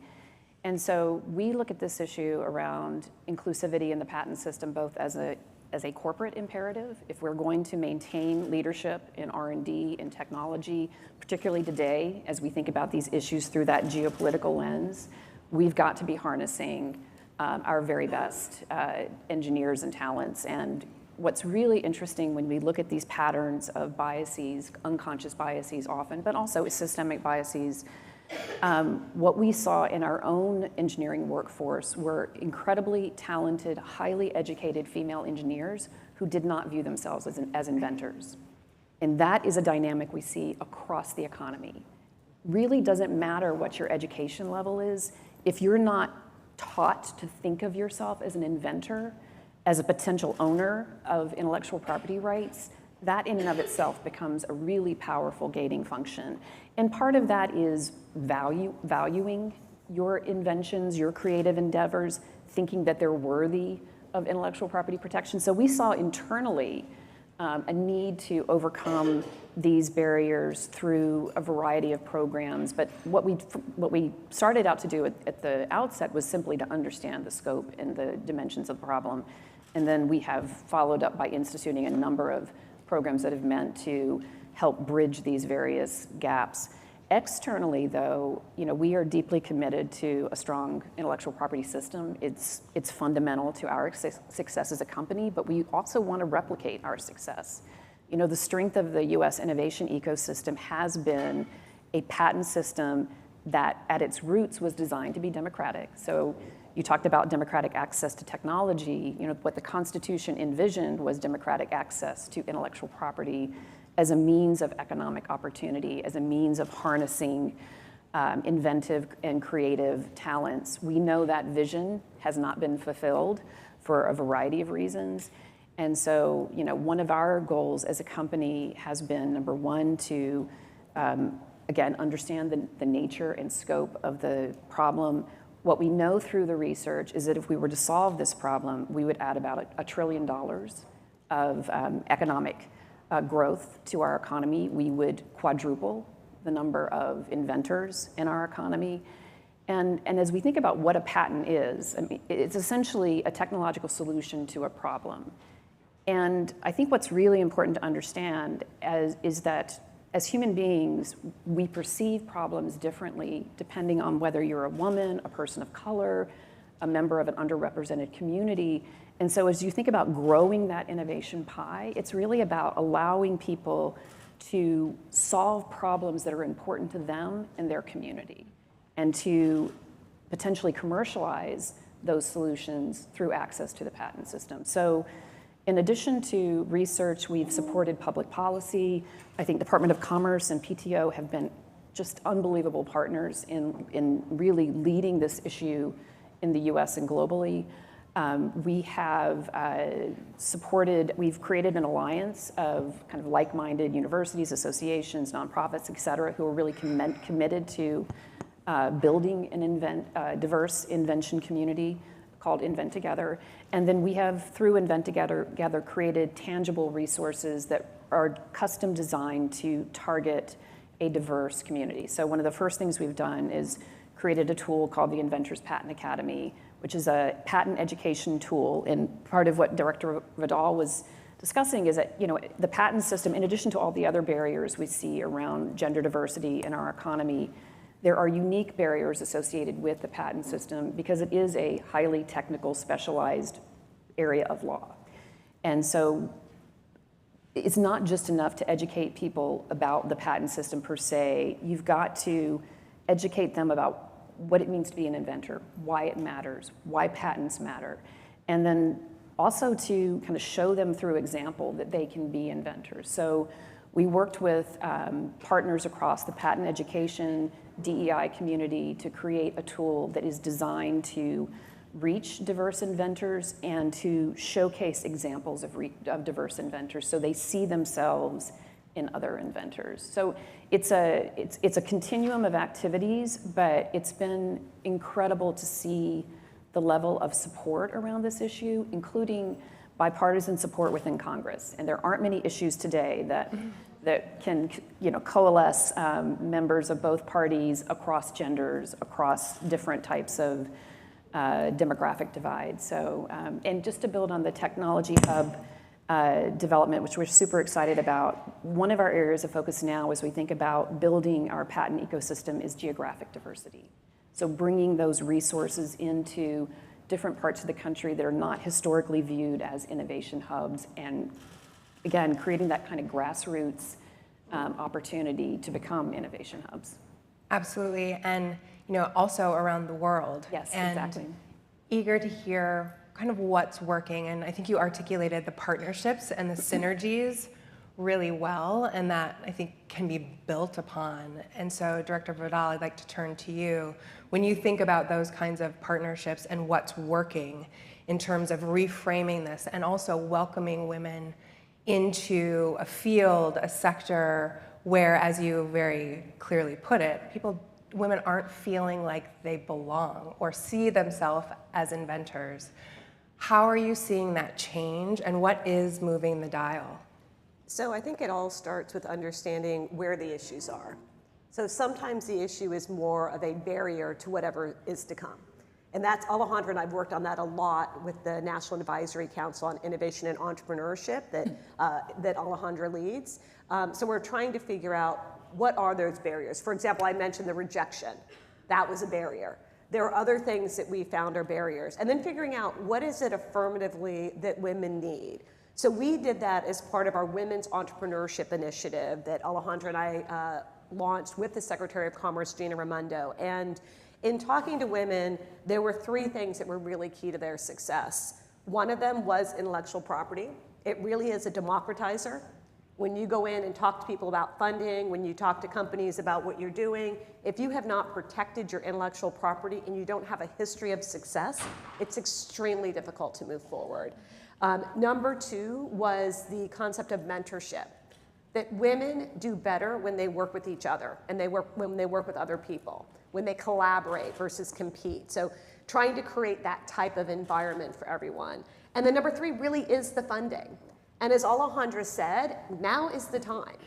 Our US government under the Biden administration has invested $200 billion in our economy, with $600 billion coming from industry. So it's not only the time with US government leaning in heavily, including the Department of Commerce, but also industry leaning in heavily. So when I think about the future, I think about just trying to figure that out and then bringing women together, which is what we're doing with the Women's Entrepreneurship Initiative, which is what we're doing in the school system, which is what we're doing when we expanded recently the ability to practice before the USPTO, just lowering those barriers and bringing women together in an ecosystem where we're not asking them to first self-identify as an inventor. We're asking them about their ideas. We're asking them about what problems they want to solve. And we're coalescing around that and then giving them the support they need to make sure that they're going to be successful on their journey.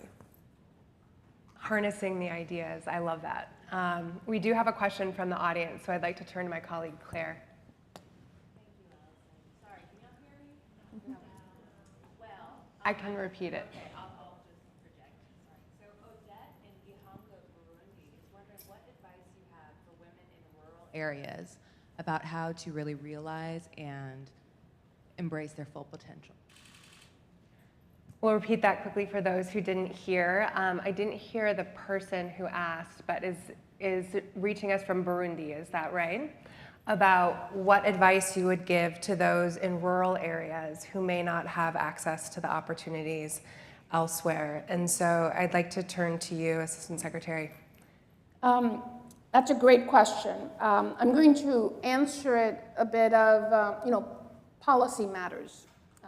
And in the US, we have taken an approach from a policy perspective that, to what's been already mentioned, how geographical diversity matters. The work of EDA, unfortunately, is not in the international space, but what we've done here in the US is to recognize, as I said before, that innovation lives everywhere. And how do we actually figure out ways to incentivize those individuals in rural areas who have great ideas, who are looking at the world from a different lens, but just equally as important, finding those policies, those programs that can actually support them. Let me just give you an example of what we've done here in the US. Areas like Fresno, California, which is, if you've never visited Fresno, it is just an incredible place. And most of our food comes from California. And what they have done is that they've married agrotech. So they're looking at technologies that will help them with regards to irrigation, using drone technology. Now, clearly, and forgive me for this, I'm speaking only from a US perspective. The US government has now reached out to those individuals and those areas across the country to provide the support and the dollars. But as Kathy said, going back to the partnership, this is where not only it's a government role, but it's also the private sector. It's also philanthropy that has to play a role. And how do we bring all of these different types of capital to actually refocus them? Because not everything lives in urban areas. So it's really changing the paradigm and bringing in more diverse types of capital, encouraging those innovators that exist around the world. And if the pandemic taught us anything, is that we need those innovators, because we need innovators to help us pivot when the uncertainties of life impact us.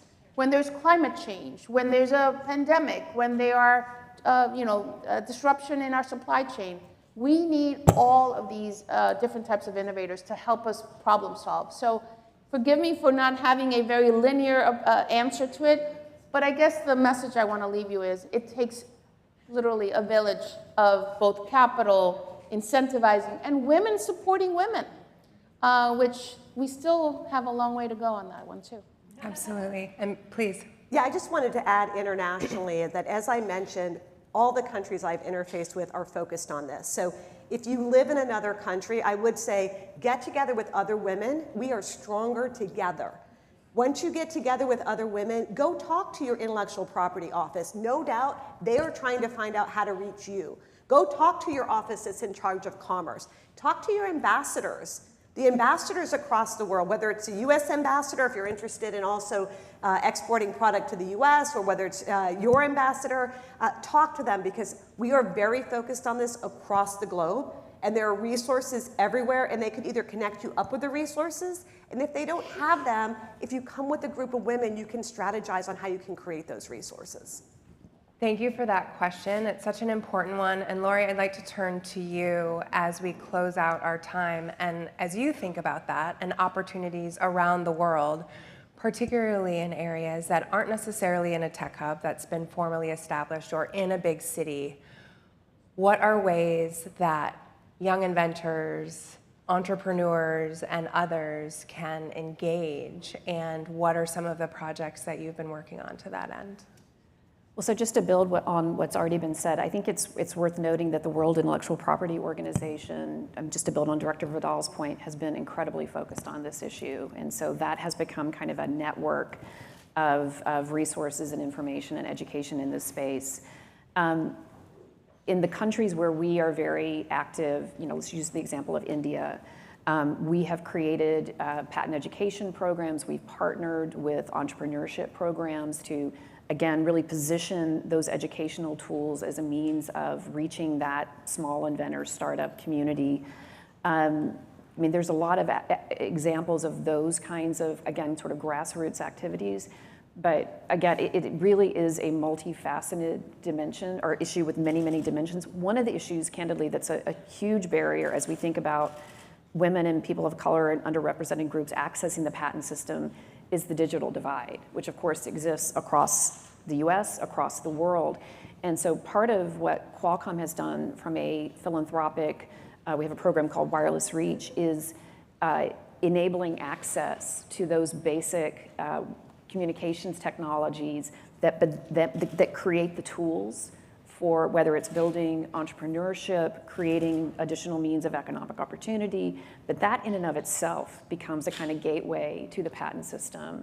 And so, we have to really think about, just to build on what's been said, sort of creating an ecosystem of organizations, and that's what we've tried to do in the US through Invent Together, where it really is, it's universities, it's venture capital groups, it's groups that are focused on issues around diversity more broadly for women, corporations, but we've got to create networks in different countries that can help mobilize those resources, because there's no one thing. It's a multitude of things. But I think what we've seen, again, just to repeat what I've said, is there's such a strong commitment to make progress in this space. There's such a strong recognition globally of how important our innovation economy is. And I think there's a recognition that as human beings, we are all innately inventive and creative. And we can harness those sort of uniquely human traits to create opportunities for our communities, for ourselves, for our countries. So that's a message we try to communicate across the countries where we are active. But I think through organizations like WIPO, which is deeply supported by Commerce and USPTO, that has become a kind of ubiquitous message globally, which is really, I think, an incredible development. You know, as I think about my career over the last 30 years in the IP space, I mean, it's really nice to see a point in time where there's just, you know, a resounding consensus that this is a problem that needs to be solved and that we can solve it. And I think a thread throughout all of your comments has been connectivity. Yeah. Whether it's digital infrastructure, whether it's the hubs in rural areas, you know, whether it's changing the messaging and welcoming women and others into the innovation space, that is how that change is going to happen. And you're all contributing to incredible progress to that end. Thank you for being here today. Thank you for welcoming all of us into that space as well. Appreciate it.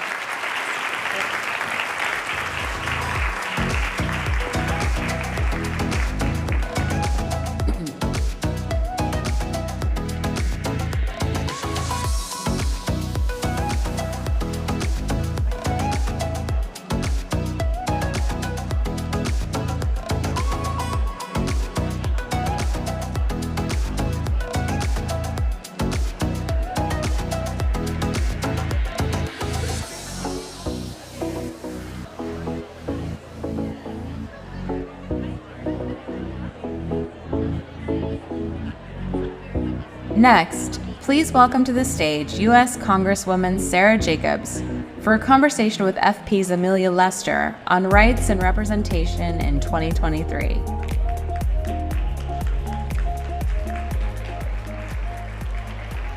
Okay, Representative, thank you so much for joining us. We're going to get started because I know you've got to get back for a vote. Yes. Listen, I wanted to start by acknowledging what's happening in the Middle East. It's awful.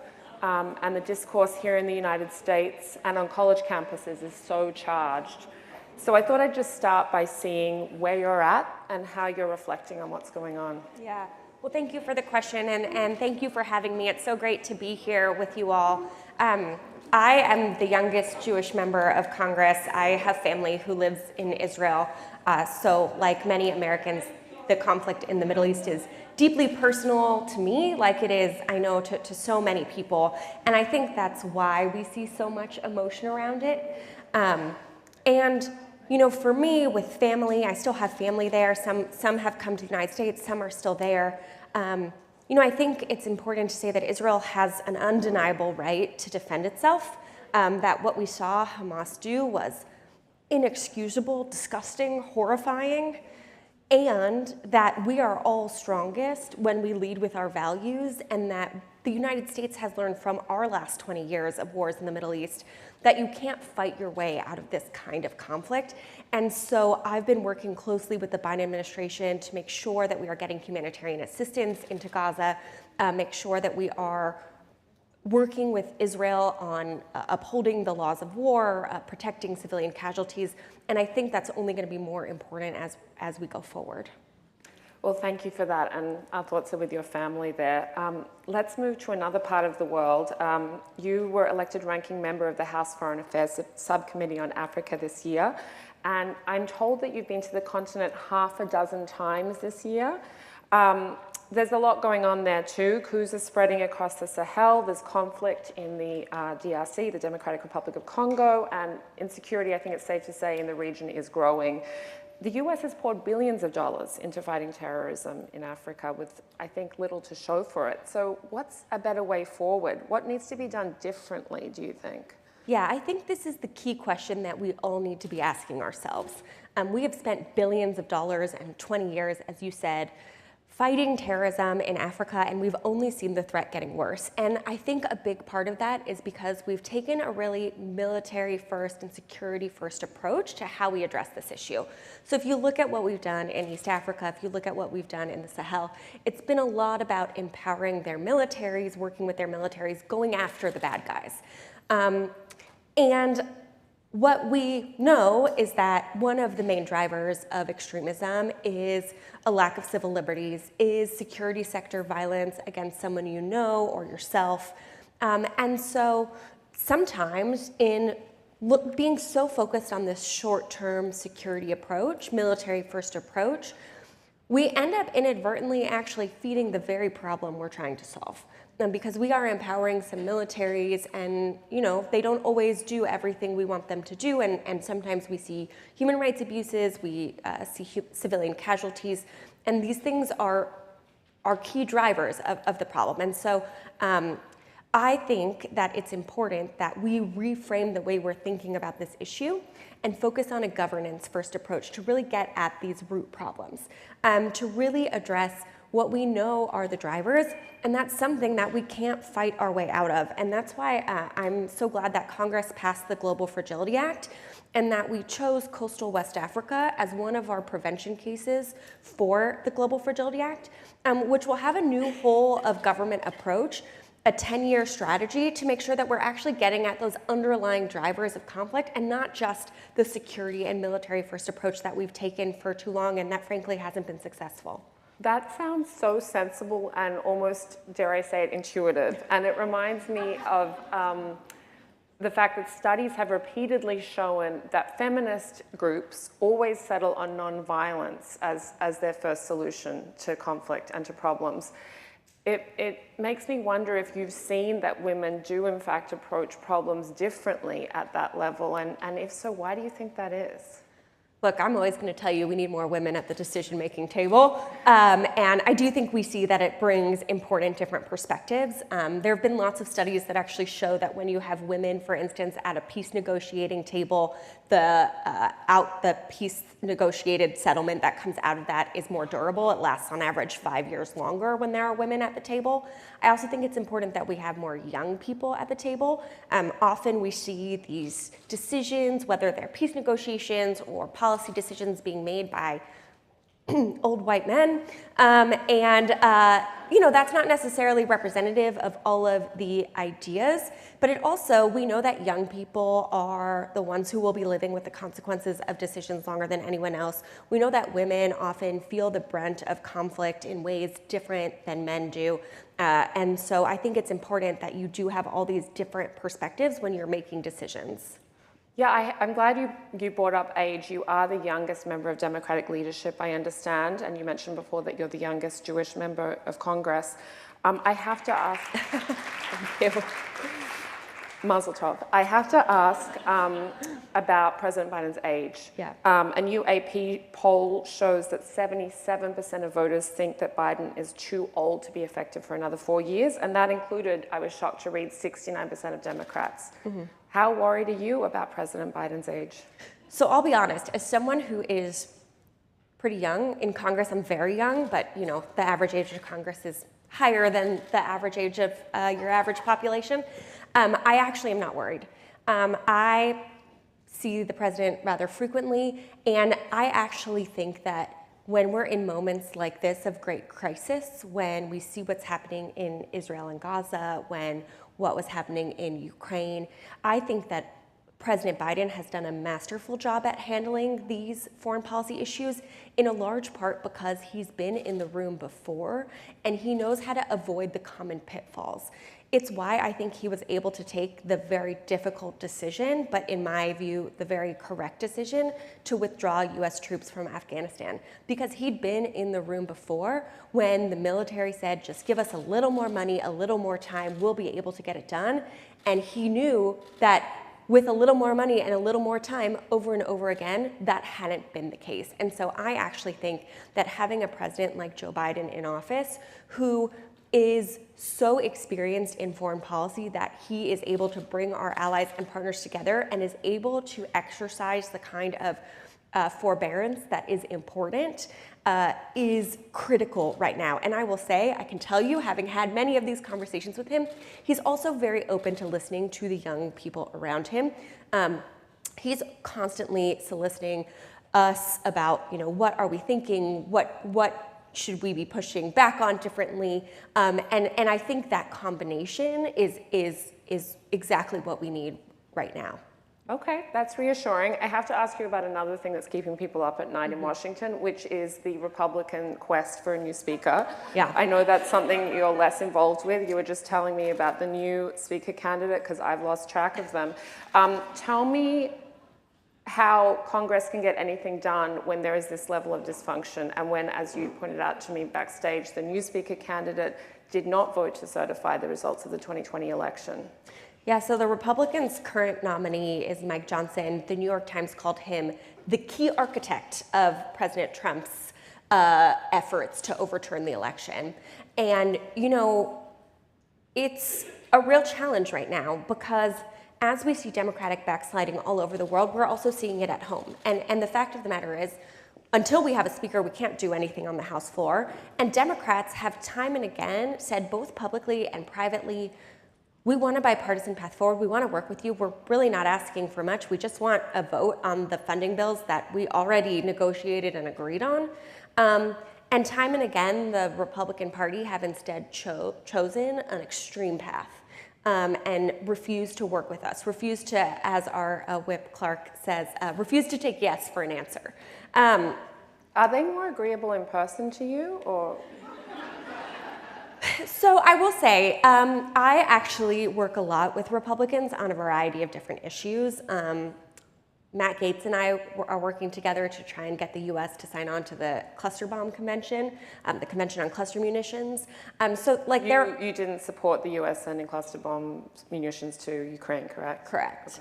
Okay. So there are things you can work together on, even with the ones who, like, on TV are the craziest.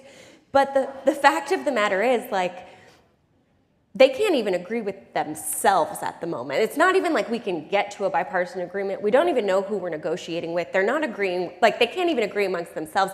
I mean, it's really hard to get anything done. And I will say it's not just about, like, what we can do. It impacts our standing around the world because as we're trying to say that democracies can work, as, you know, as we're meeting, as I'm having meetings with foreign governments, you know, it helps in a way because we have to have the humility that I think the United States should have had for many years that we sometimes don't always show, especially with our African partners. But it's also hard to say, we think you should do it this, because they're like, who are you to tell us what to do? It's certainly distracting. You've got to get out of here for a vote. One last question. Given all of this dysfunction, given the charged rhetoric that we started off with, I have to ask for young women who look to you as a role model and might want to follow in your footsteps, how do they not get discouraged about this environment, this polarized, charged environment that we're in right now? Yeah. So I would say that there are definitely times where I feel discouraged, and it is totally normal to feel discouraged. And the only way things are going to get better is if more good people decide to get involved. Because if all the people who are turned off by the chaos and the extremism opt out, then the only people left in the room making decisions are the ones who have chosen that. And so not only does it mean that we should still get involved, it means we need to still get involved. And that is what I try and remind myself on the really hard days, that actually the harder the days are, the more craziness we're seeing, the more important it is that I'm in the room, that we have more people in the room who want to do things differently, and especially young people, because we do have a fundamentally different perspective on issues, especially when it comes to foreign policy, right? I was in middle school when September 11th happened. I haven't known a single day in my adult life that the United States has not been at war, and that shapes how I think about US engagement in the world. That's very different than how my colleagues from other generations think about US engagement. And so my advice to young women is please get involved, and don't let anyone tell you that you're too young or you don't know enough to make a difference, because actually you are what we need more than anything else. We need creativity, we need new ideas, we need your voice now more than ever. So please get involved, and thank you all so much for being here. Thank you, Representative Jacobs, for being here and for being there on the Hill, and best of luck with your trip to the Arctic Circle tomorrow. Thank you again. Representative Jacobs, thank you.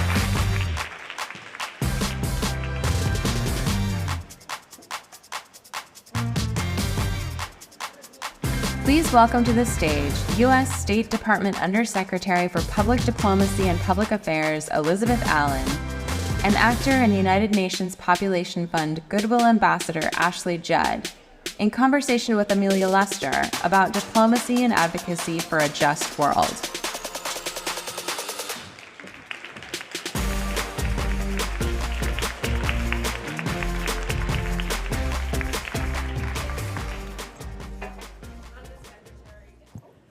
State for Public Diplomacy and Public Affairs, Liz Allen. Good morning.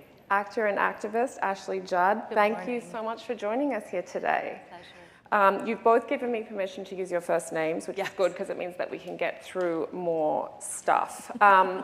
Ashley, let's start with you. And a fact I learned about you ahead of this event, which is that you live part of each year in the Central African rainforest at a bonobo research camp. And you say bonobos inspire you. Tell us why. Okay, and what does that have to do with diplomacy? It has a lot to do. Well, first of all, as we know, Democratic Republic of Congo is a very challenging context, and so I really appreciate the opportunity to live there part of the year. I go to the east, I go to Kinshasa, where the research camp is. It's a 3-day trip from Kinshasa. It's very grueling and difficult to get to, and the folks are so poor. There's no minerals, there's nothing of interest to anybody, so there's no infrastructure, no NGO, no private sector, nothing. But bonobos, for those of you who don't know, they're not monkeys, they don't have tails. They're primates, and they are closest relatives. So when a bonobo looks at me, she's seeing a closer relative than when she looks at a gorilla. And bonobos are entirely free from male sexual coercion and male dominance. And they don't have a constitution. Do they have a speaker? The ranking female, because although it's an egalitarian species, a female is always the ranking individual. So she might be considered. And there's also the grandmother effect, because the grandmothers protect their sons. Yeah, and so and what undergirds their peaceful society is female coalitions. And all females help all females, whether or not they know each other, whether or not they like each other, which can be measured by grooming and sharing valuable resources and play, and whether or not they're related. We can learn a lot from bonobos. And who do we want to be? You know, chimps who are xenophobic, or bonobos who are xenophilic and love strangers? I thought that was a great way to start our conversation here today about women and diplomacy. As a follow-up, Ashley, the Bonobo Research Camp is in the Democratic Republic of Congo, and of course there's been ongoing violence there in the east ahead of a contentious election later this year. I don't know if you've had a chance to go this year or not, but what are some of the most pressing issues that you've seen facing women in this region? Because I don't think we hear a lot about them. Right. So there are many conflicts in the world, and we acknowledge them all. You know, we're thinking about the disasters, the floods in Libya, the earthquakes in Afghanistan, the war still in Syria, the earthquake-affected people in Turkey, Venezuela, all of it, right? Nigeria. And in the East, which I have been traveling since 2008, I've noticed, as one cannot help but notice, that it's really male sexual violence that drives so much of the instability. There's the exploitative mineral extraction from the multinationals, in which our government is still somewhat involved, but there's been some improvement because of the work of John Prendergast in terms of tracing that. But, you know, boys and men are recruited into these militias because they're hungry, you know, and it's like go live off the land where they can raid and pillage, which is they're given permission to do. And then they just rape women and girls and grandmothers. In the Luvungi rape some years ago, a grandmother said, "Get off me, you're my son." And, you know, thank God Dr. Denny Mukwege is running for president, the Nobel Peace Prize winner from Ponzi Hospital, who repairs vaginas. Liz, can I bring you in here? Because you just took a recent trip in your role as Undersecretary of State for Public Diplomacy and Public Affairs, and that trip took in, I believe, Australia, Chile, Vanuatu, and Fiji. I was going to ask you about Vanuatu and Fiji and what you observed in those countries in terms of women's access to institutions and the economy, but you said something so interesting to me backstage about this, which is that what struck you about that trip was the commonalities in women across all regions, Global South and more developed countries. Can you tell us a little bit about that observation? I'd love to, and thanks for having me. This is a critical conversation always, but a critical conversation particularly when we're seeing women and girls continue to bear a disproportionate burden of humanitarian crises and conflict. And so I'm really grateful to be joined here today by everyone in the audience. It's nice to see familiar faces. I did just come off this 4-country trip, and going into the trip, and particularly representing the US State Department, I was ready to say, women and girls and women's rights are at the center of our policy agenda. That's true. It's not an afterthought. It's not a silo. It's a through line through everything we do. And to inform that policy, we should do a lot of listening. So I showed up ready to do a lot of listening in all of these places. Women, particularly in Vanuatu and Fiji, who don't see a lot of leaders in American government, were ready to talk. And I was so grateful to be able to provide them a platform. The power of being heard is a really good starting place to talk about solutions coming out of discussion. And to your point, I was very struck by the universality of experiences in the women in all these 4 countries. And I will say universality is not meant to take away from people's individual experiences, but I do think that there's so much power in realizing that we are not alone and that women are not alone in their experiences, and that in and of itself is such an empowering fact to move change. I will share with you one thing that really struck me in Vanuatu that I imagine many of you can relate to, which is the concept of a glass ledge, not just a glass ceiling. And women in Vanuatu were reflecting that, particularly dealing with anti-corruption issues, trying to increase transparency, trying to bring women's voices into civic participation, they were encountering a phenomenon in which women were being asked to run for office or put in leadership positions only to be set up explicitly to fail. And it was such a powerful thing to hear from someone to say, I've been advocating for more women candidates, I've been advocating for more women's leadership, and when we finally get buy-in, it's so performative. And we know that we might have only to go off the ledge because we actually are not set up to succeed in these structures. So I came off the trip in particular thinking a lot about both continuing the power of US convening role as the US government, and how we can think about structural solutions, particularly to this glass ledge issue. Yeah, that's such a powerful concept, and one that I'm sure we can even apply here in the United States too. Ashley, thank you for acknowledging all these conflicts that are happening around the world right now. It's a horrible moment in so many parts of the world, but one thing that strikes me as a through line in your work as an activist and advocate is that you're thinking about women who are maybe not in the headlines and who are confronting issues that often don't get a lot of media coverage. You were telling me about an article that you've written about fistula and the difficulty that you had in placing that. Can you talk a little bit more about what happened there? Sure. And women who are not really in the headlines, for example, are the pregnant women in Israel and Gaza. 55,000 pregnant women in Gaza, and I don't have the number in Israel. But that's tough to try to give birth. And they don't want to get pregnant right now. So do they have access to family planning? I think our reproductive and sexual health and rights, as was mentioned in the earlier, it's like the amino acid of the building block for our liberation and our participation in peace and stability. So I'm very fortunate to write op-eds based on my experiences, child labor recently, and then I wrote this op-ed about fistula, and I said, we care so much about mothers, or we say we do, but we don't care if their vaginas are ripped up during obstetric fistula or through male sexual violence, and how pervasive this problem is. And with early child and forced marriage, an adolescent girl's pelvis isn't adequately developed to deliver, she gets fistula. There's tremendous, and I've attended fistula surgeries in South Sudan and Congo. It's really wrenching. So I wrote this op-ed, and none of my friends would publish it. No one, I have a great editor at the New York Times with whom I did my privacy on suicide piece. They said, very laudatory of the writing, and they said, it's not for us. USA, no one. Scientific American is publishing it.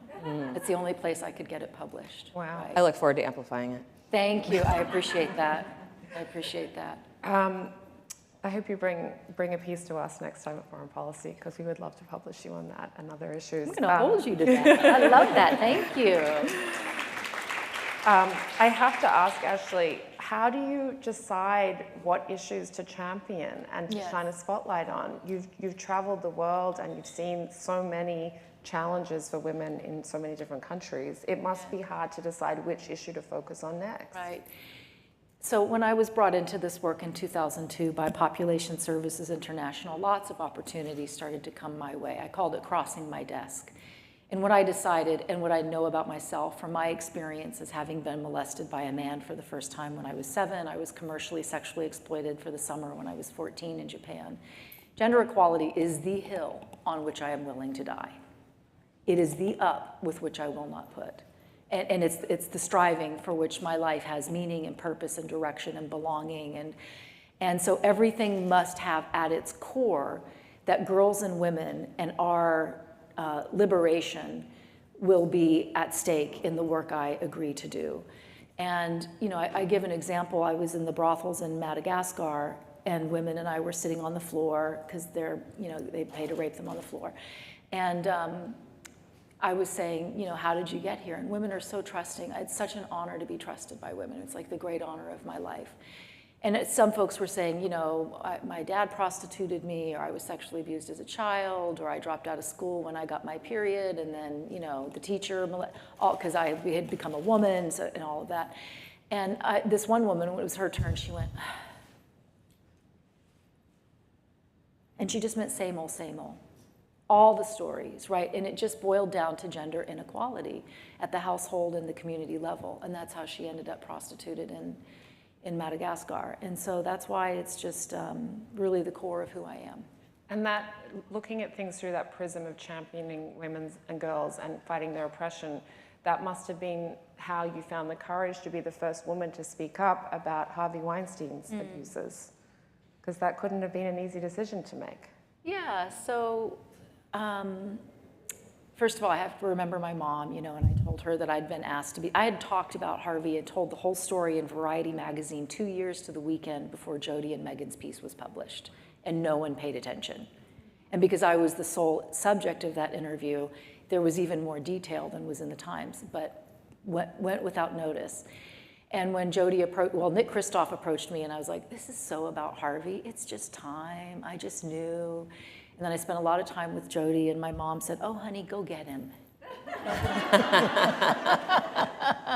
Wow. And I like to do the harder thing. I ask the higher thing of myself, and my job, it's like what it says in the Bhagavad Gita. I do the footwork, and I let go of the fruits of my labor.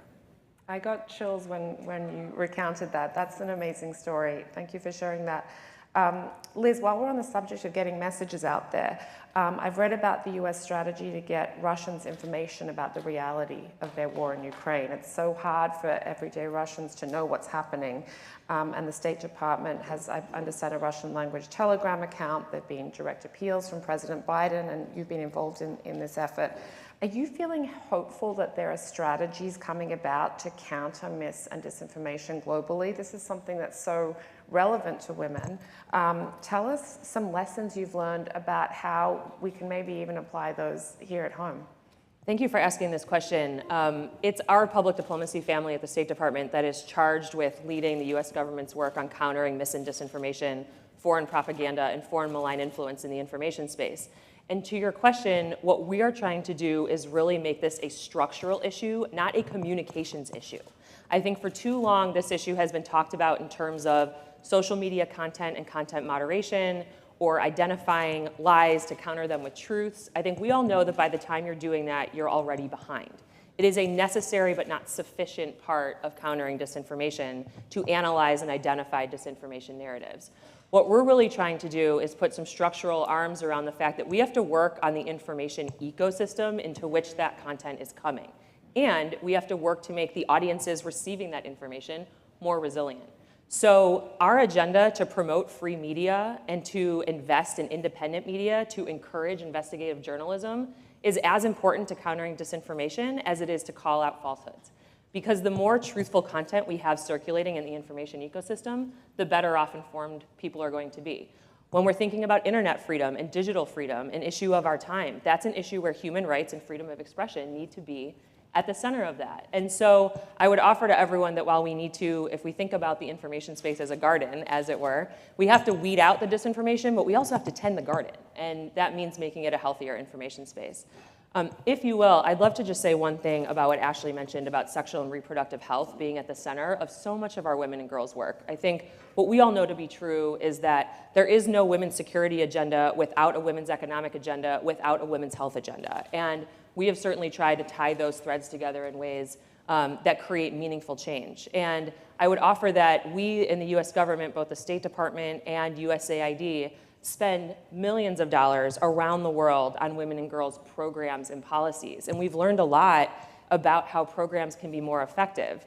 For example, our embassy in Eswatini conducted a sports diplomacy clinic for women in what is a pretty closed, repressive society for women to otherwise be able to participate or access health services.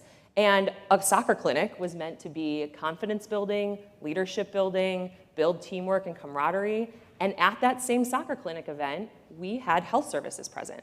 Girls could go get glucose tests for diabetes. They could get pregnancy tests. They could go get information about sexual and reproductive health. We are trying to create environments that welcome women and girls in, where they can come in, be heard, be comfortable, and then use our programs in multiple ways. And it strikes me in that discussion, that clinic and getting information, that information is a two-way street. Women and girls need access to that information, and then that information also needs to come from them as well. That idea of tending the garden and the power of investigative journalism, it requires people like Ashley to speak up as well. And I think there's a nice dovetailing there in that idea of information. Ashley, just sticking on that concept for a bit, social media has been so important for you in providing a platform for issues that, as we've discussed, don't often get a lot of attention in traditional media. Talk to us a little bit about what you've seen in terms of the power of social media to shine a light on marginalized communities or groups. Thank you. So first of all, girls and women need to be safer online. And I did a TED Talk about misogynistic hate speech online because I've been the recipient of so much, for various reasons, like calling out a bad call at a Kentucky basketball game and, of course, my nasty woman speech at the Women's March. And so increasing that safety for girls and women online, and particularly journalists who are reporting, is really critical. And I try to use my social media in a way that appeals to a broad audience. And so there's some lifestyle stuff, there's who I am, my values, aspirations, and principles, my family, but it's really hardcore advocacy. I mean, that's really what I'm in the space for. And I have always been a little unsophisticated about it, and I just actually hired a social media manager because we did an audit of my followers, and they really care and are very passionate, but how do we catalyze them to be those activists in their own communities and to take action? So that's what we're hoping to do with that. And I think of the Arab Spring, and it was women. It was women. The men got the credit for that, but it was the women, and so much of it was on what we used to call Twitter. Liz, I'm so curious as to, thank you, X, yes. I'm so curious as to whether you think social media is a net good for women and girls and for people who don't necessarily lead the traditional media outlets around the world. Is it a net good? What do you think? Complicated panel question. I think that the information space, including social media, is only getting more complicated, more divided, and more polluted, and I don't see that trend changing. So I do think there are diminishing returns, but I don't think it's a reason to give up on the opportunity that social media provides. I think a lot of us think about whether or not we should participate in a certain forum, and as long as a forum is active enough with an audience worth engaging enough, our view is it's worth to be present, particularly when we think about US government accounts or US government voices. If we are not helping spread credible information, then who would, right, is how we think about it. And I think that is true for a lot of activists and leaders, as long as you're clear-eyed about the limitations of a platform. It is worth making sure that we are empowering people to tell their stories. And I think what we've seen all over the world as the information space gets more complicated is that it's citizen journalists, it's leaders telling their own stories, it's people finding out that their relatability is able to move policy decisions based on their personal experience that makes being present worth it. And I will just say, we're thinking similarly about AI. There are very real risks and very real detriments to AI in the information space, and we're certainly thinking about that. Everyone thinks about deepfakes and the spread of disinformation. But there are also some real democratizing opportunities that AI could provide, not just in the information space, but for example, to provide telehealth or access to educational materials. And so I think as with any issue or any forum, it's a balance of risks and opportunities, but I wouldn't expect social media to get healthier anytime soon. Let's try and find our way to a positive ending to this morning. Ashley, what's one message or call to action that you'd like to leave the attendees here with today? And then I'll ask Undersecretary Allen for hers. Take care of yourselves, because diplomacy is about it's about people, and it's very personal, and it's about relationships. And I really think that for me to show up for others, I have to show up for myself first, because I can't transmit what I don't have. And it's a little audacious to think I can be responsible to and for the betterment of others without knowing that my own internal housekeeping is in somewhat good order. And it's a tragedy if good folks like you burn out. So that's always a message that I like to carry. And then I think of the grassroots and the women at the HUD and the household level and the village and the water level as the hand holding the balloon, and the string is advocacy, and it's the tether up to diplomacy. And those connections and stories need to be really firmly intact. And like Polaris Project, for whom I serve as an ambassador to the Human Trafficking and Labor Trafficking Organization, they're not just survivor informed, they're survivor led. So let people really speak and know their stories, because that's going to inform the direction. And as we know, women's participation is a predictor of peace. And I would go so far as to say our peace is predicated on women's participation. Secretary Allen.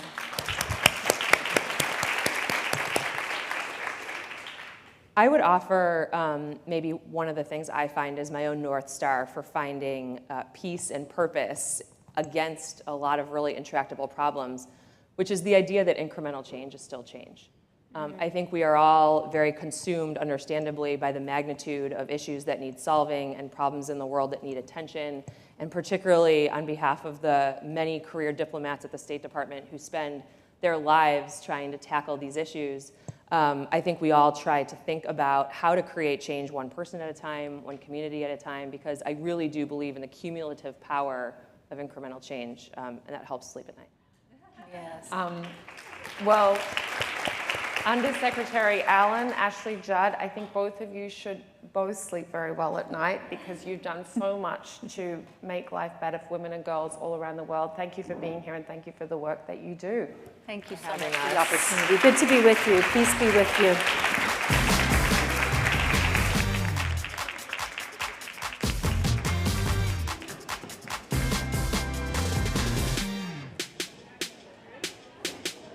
And now, please welcome to the stage the Ukrainian ambassador to the United States, Oksana Markarova, for a conversation with FT's National Security and Intelligence reporter, Amy McKinnon, on women and war.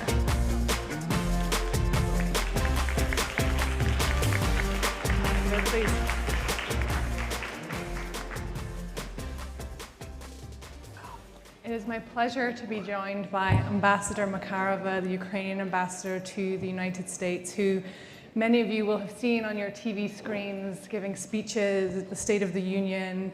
I feel like you haven't had a wink of sleep for the past year and a half. It's impossible to go without sleep, so I'm trying to find it. I learned it very early, after February 24th, that as much as you want to work all the time and do what you can do, but you also have to sleep sometimes. Yes, well, echoing the wise words from Ashley Judd about the importance of taking care of yourself. Yes. Yeah.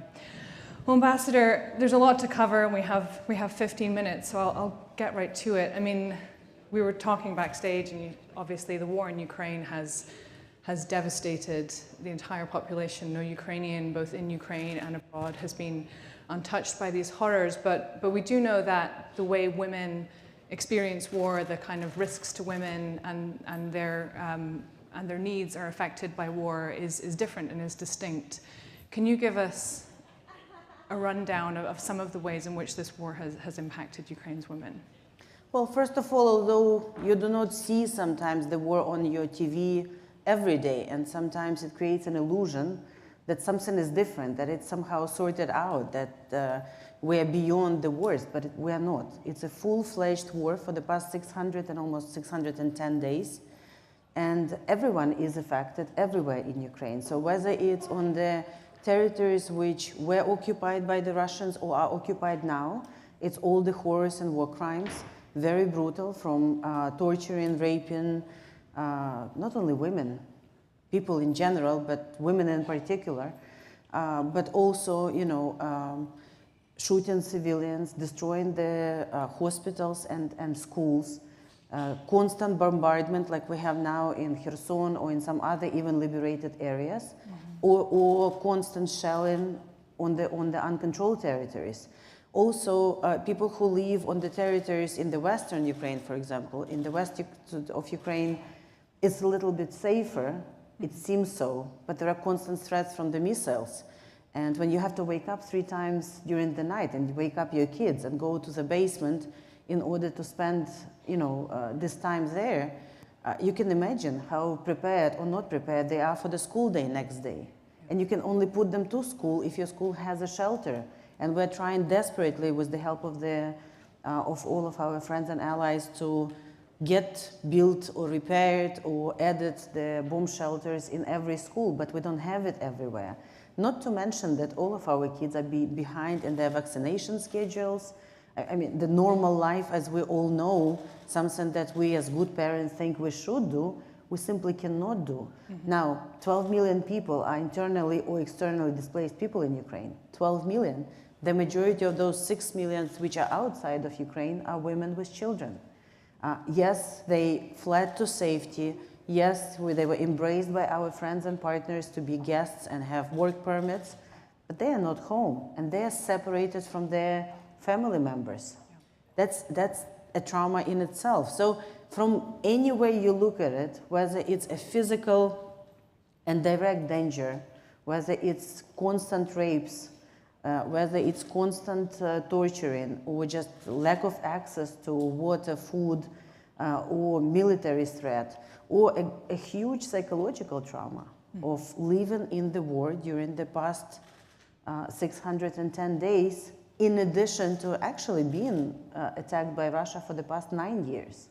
That all creates immense stress, especially on women who, in addition to sometimes being more vulnerable, also have to take care of the family, especially when men are drafted into the army. We actually have a lot of women who volunteered, but of course, more men go to the active combat than women.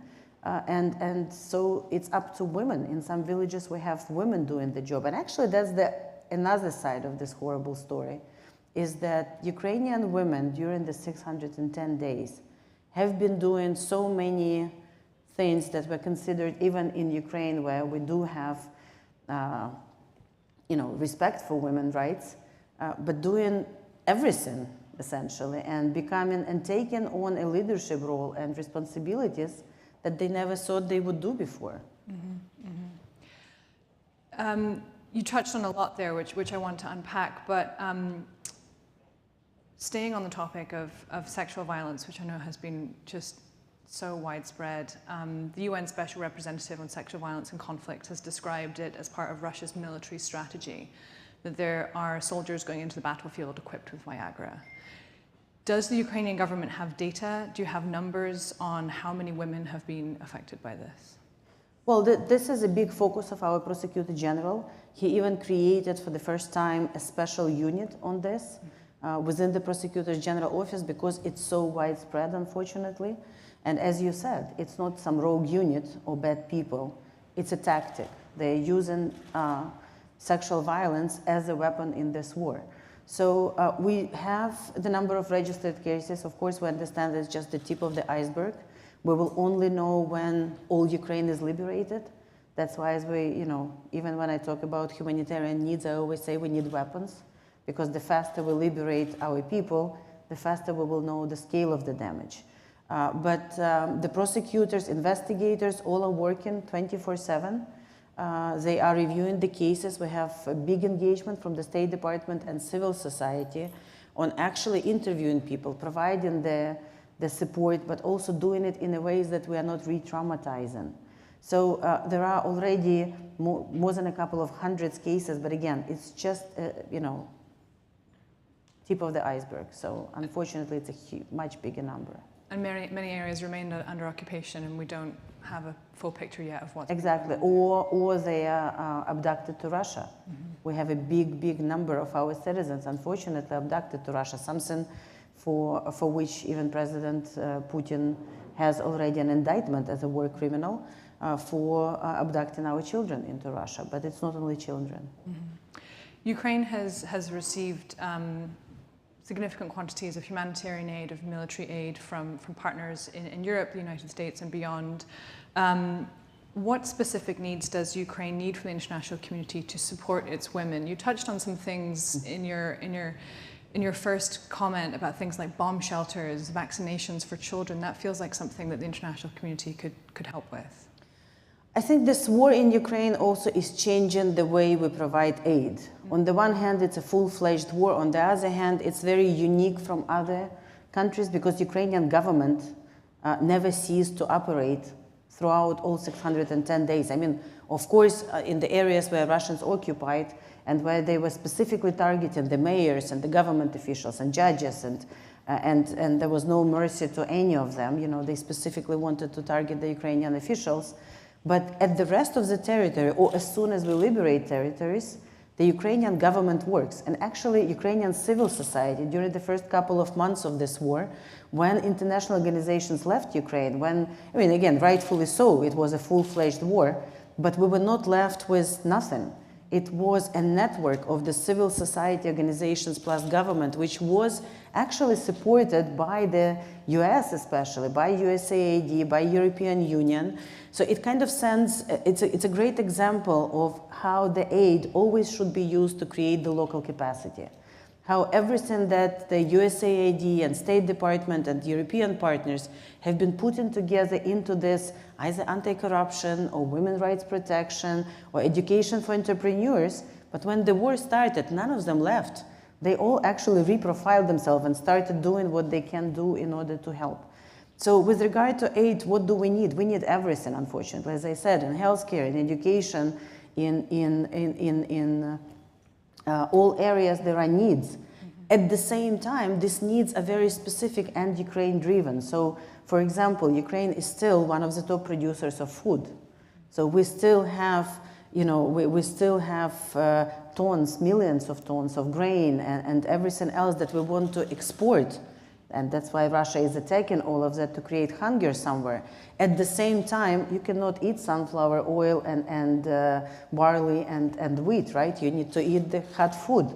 So it's really finding the needs of where we need it. But judging on what we also want to get our people back.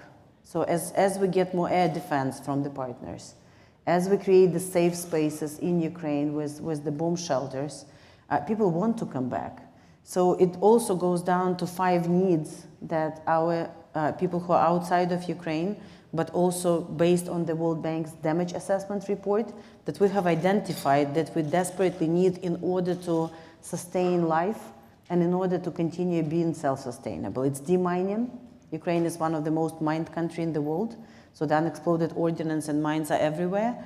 It's the bomb shelters, so it's the critical infrastructure, and we do have a very good assessment and working with the partners. It's, of course, the healthcare and the education, so whatever help can be provided there, from laptops to do it in the distance to teachers, to doctors, you know, so to specific needs. For example, you know, nobody, when we think, but, you know, the people who have diabetes, people who need constant help because they need to go on dialysis. How do you do it when you're in a war zone? When it's, you know, but your life depends on it. You don't get it for a couple of days, and it's a life and death situation. So the needs, unfortunately, are huge. The good side of that is that we do have the capacity of working together with international organizations, our partners, to actually help them to fine-tune what are the needs and where to deliver, to create there. And of course, jobs creation. So whatever help, especially to women entrepreneurs. They're the ones who are raising children and baking bread and doing everything in order to sustain life in their villages and their cities. And they're the ones who are helping the front line as well. I think you've done an excellent job of really illuminating how when you take, you know, the horror of the war, but then you start to slice down, okay, how does this affect women? How does this affect parents? How does this affect people on dialysis, diabetics? That the situation just gets worse and worse and more complicated and more bleak, frankly.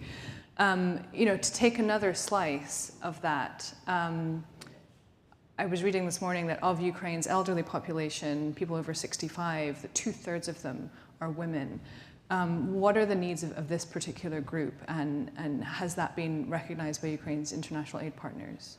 Well, first of all, it's really a big portion of our 65 plus population. We women live longer. That's a fact. It's true in Ukraine too. It's of course a different, more greater healthcare needs. Mm-hmm. Also, a lot of people who are in their 70s and 80s, their mobility is not the way people who are younger. So, for example, one of the greatest horrors on the uncontrolled territories when invasion was happening very quickly is that we were not able to take all the people with us. When people were fleeing and people who are constantly in bed or they need wheelchairs and you literally have to run through the forest with your kids, sometimes it was almost impossible to take. We had exactly the same, by the way, in 2014. Mm-hmm. So for these elderly women, especially in rural areas, there is a huge challenge. My mom is in Ukraine. We literally were able, I live in Bucha, so unfortunately a very famous place now everywhere, but for all the horrible reasons. But my husband was literally able to take her out from the place 4 hours before Russians took Bucha and Vorzel, and then all the horror started. Now, not everyone was able to do that, and we had family remaining under occupation there and helping each other and trying to survive. But the needs of elderly women, and I think this is the most untapped resource. When we talk about, as the former Minister of Finance, I can tell you, engaging women in economy is always good. Mm-hmm. But women who retired, I think, is the most untapped resource in any country. They have the knowledge, they have the patience, unless we misbehave, of course. They care, they grow.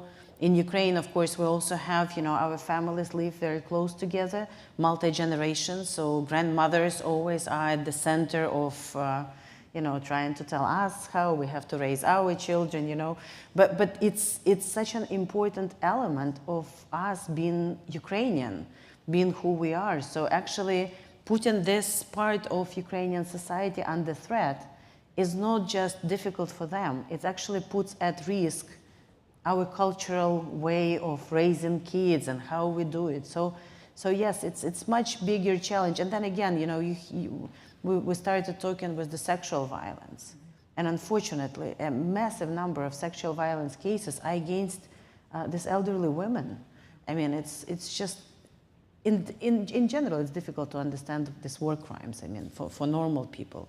But who should you be to sexually assault, 80-year-old woman who, it's just beyond understanding. So this is a very vulnerable and very valuable part of our society that actually gives us not only pain to see how they're suffering, but a need to address their needs specifically. Also, you remember when the Kakhovka Dam was destroyed by Russians, again, an environmental crime which turned into humanitarian disaster.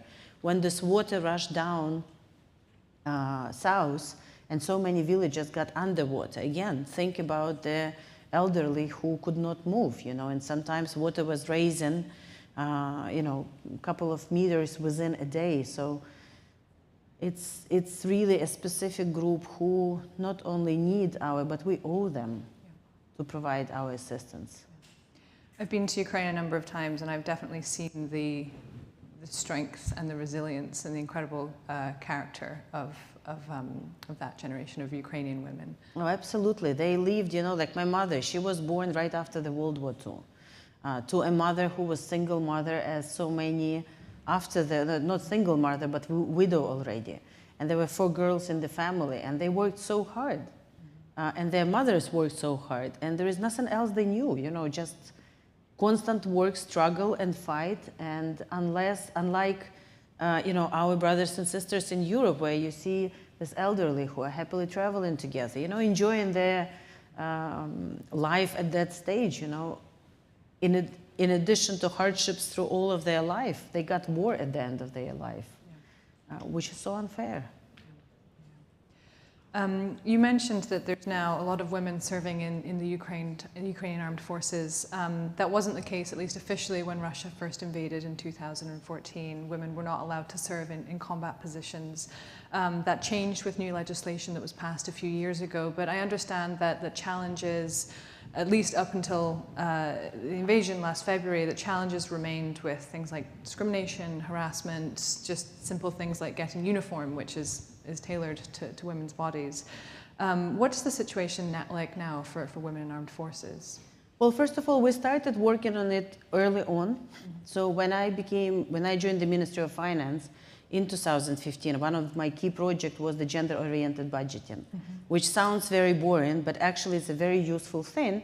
And in Ukraine, only Ukraine after Sweden in Europe fully implemented this approach into our budgeting process. So you take into account the needs of both genders. So it's not, favoring one or another, but actually you have to take into account the special needs, and you need to have separate restrooms in boxing classes instead of assuming that it's only boys who are going to go there if you really want girls to do that, right? So and vice versa, So there was a lot of progress since 2015 that we had in those issues, also including in the army. So it wasn't just this last legislation that we took during the war, which lifted all limitations. So Ukrainian armed forces, I think, are one of a very few armed forces globally that have no limitations whatsoever for women. So women right now are allowed to serve anywhere in the armed forces, do whatever they are ready and capable of doing. And we do have about 15% of women in the armed forces right now, which is one of the highest percentages globally. Now, of course, in order to be able to not only put it on paper, but really support it, you need to take it into account. You need to have a uniform. Uniform is not the biggest problem, let me tell you. The armor to put on yourself, unless it's specifically designed for women, not only that it's heavy to start with, but it's not very comfortable in all the areas if it's to wear. But we are actually moving ahead very quickly in that. It's something that our Commander-in-Chief and the Minister of Defense are putting special focus on. When we hear about any cases of discrimination or harassment, first of all, we are discussing them very publicly, and they are not tolerated. And believe me, I have so many sisters who serve in the armed forces. I don't think it's very easy. It will become very easy for whoever even would want to harass them at some point to do that. But again, we're taking these issues very seriously. Women do have separate needs, even when you are in the trenches and in the combat. And they have to be addressed if you want women to be full members of this. And we see a future in that. Right now in Washington, there is one very brave woman, Andriana Susak, who went to serve in 2014 and 15. She was a veteran already when this war started. She rejoined the armed forces. She got hit by the anti-tank mine, was lying, and the majority of doctors told her that she will never walk. Well, she's walking right now on the Hill and trying to advocate for all the weapons. It's just remarkable, and I think, the future success of Ukraine depends on the participation of women in every sphere of life. And I'm so happy that this vision is now shared by the majority of people. Not by all, we still have a long way to go. And there are still, unfortunately, a lot of self-restrictions that we women put on ourselves. Not only in Ukraine, of course, everywhere, but especially in Ukraine. We always assume it's our job to raise children, it's our job to, but we also are very self-critical in general. So there is still a lot to work on, but we are very proud of all the women that serve now on the front lines. Well, I think that was a wonderful snapshot of just one way of the incredible progress that Ukraine has made in reforms and over the past decade. And so after a grim but necessary conversation. Maybe we should leave it on that optimistic note about Ukraine's future. Thank you very much, Ambassador. Thank you. Thank you.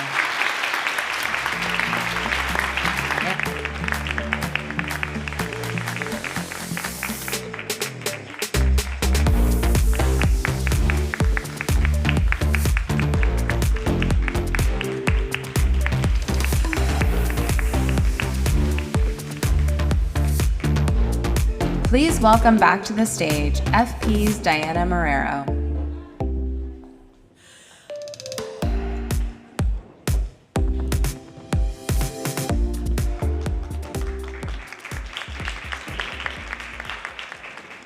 Thank you, Amy, and thank you, Ambassador Markarova. We really appreciate you joining us today, given the demands on your time, and it's very well put that the success of the entire globe rests on the success of women. So thank you for sharing your sentiments and incredible perspectives. So for all of you in the audience, thank you again for joining us today, and both online and in person. We really appreciate you joining the conversation, all the great questions that you've submitted, and the insights that you were able to share with each other. So I want to extend a heartfelt thank you to our partners as well, the Bill and Melinda Gates Foundation, the Population Institute, and Qualcomm for supporting this program. And if you enjoyed FP's Her Power Summit, please do join us for upcoming events, including East Meets West, a forum on U.S.-China relations that we're producing here in DC, and it will also be live streamed in a couple of weeks on November 9th. Look out for more information about our COP programming as well, COP28 in Dubai later this year. You can find out more about our events on foreignpolicy.com/events. We're also interested in hearing from you about your experiences with Her Power this year, and for those of us who have joined us multiple years. Please take a moment and fill out the surveys that we have on the tables for those of you in the room. For those of you online, we'll be submitting electronic links to the survey as well, and we really appreciate your participation. You can drop off the surveys at the registration desk on the way out, and if you can't fill it out now, there's a QR code that directs you to the online version later as well. And finally, before we go, we have a special message for you from the UN Deputy Secretary General, Amina Mohammed. Please direct your attention to the screens, and we look forward to seeing you again next year. Colleagues, friends, halfway to 2030, we are far from achieving the promise of the Sustainable Development Goals, and the world is failing women and girls. Regressive laws and policies, violence and pushback against women's rights are exacerbating gender inequality and pushing us further from the inclusive, equitable, sustainable and prosperous future we aspire to under Agenda 2030 and Agenda 2063. No SDG 5 indicator has been met, and only 15% of the targets are on track. Colleagues, when we look at the world through the lens of women and girls, it becomes painfully clear that our work is far from complete. While we advocate for peace and security, the harsh reality is that girls continue to be forced into child marriage. Discriminatory laws persist, and in far too many places, women and girls lack the representation they deserve in politics. Deeply rooted biases against women, manifesting in unequal access to sexual and reproductive health and rights, unequal political representation, economic disparities, and a lack of legal protection continue to impede the attainment of SDG 5. 44% of women and girls still cannot realize the right to decide on their sexual and reproductive health. The ongoing tragedies and conflicts have a profound impact on the lives of women and girls. They suffer disproportionately in times of war and conflict, facing significantly higher risks of gender-based violence. The disruption of their education, health services, and basic rights are a stark reminder of the challenges they face. This is precisely why we, global women leaders, are united in solidarity for peace at a time of escalating war and conflicts. As #WomenForPeace, we stand for women and children caught in the crossfire, calling a stop to the carnage, allowing immediate humanitarian access, and a return to the peace table with women. Colleagues, this is a call to action, a stark reminder that achieving gender equality is not only a matter of justice and fairness, but it is also essential for the well-being and progress of our global society. Gender equality will only be achieved with dedicated attention and strategic allocation of resources, both financial and human. We must prioritize this agenda, mobilize the resources, and take meaningful steps to ensure that our goals for 2030 are not only attainable, but also met with success. Gender equality is not a luxury. It is a necessity for the betterment of our world. We need all hands on deck for women and girls, and we must act now. Thank you.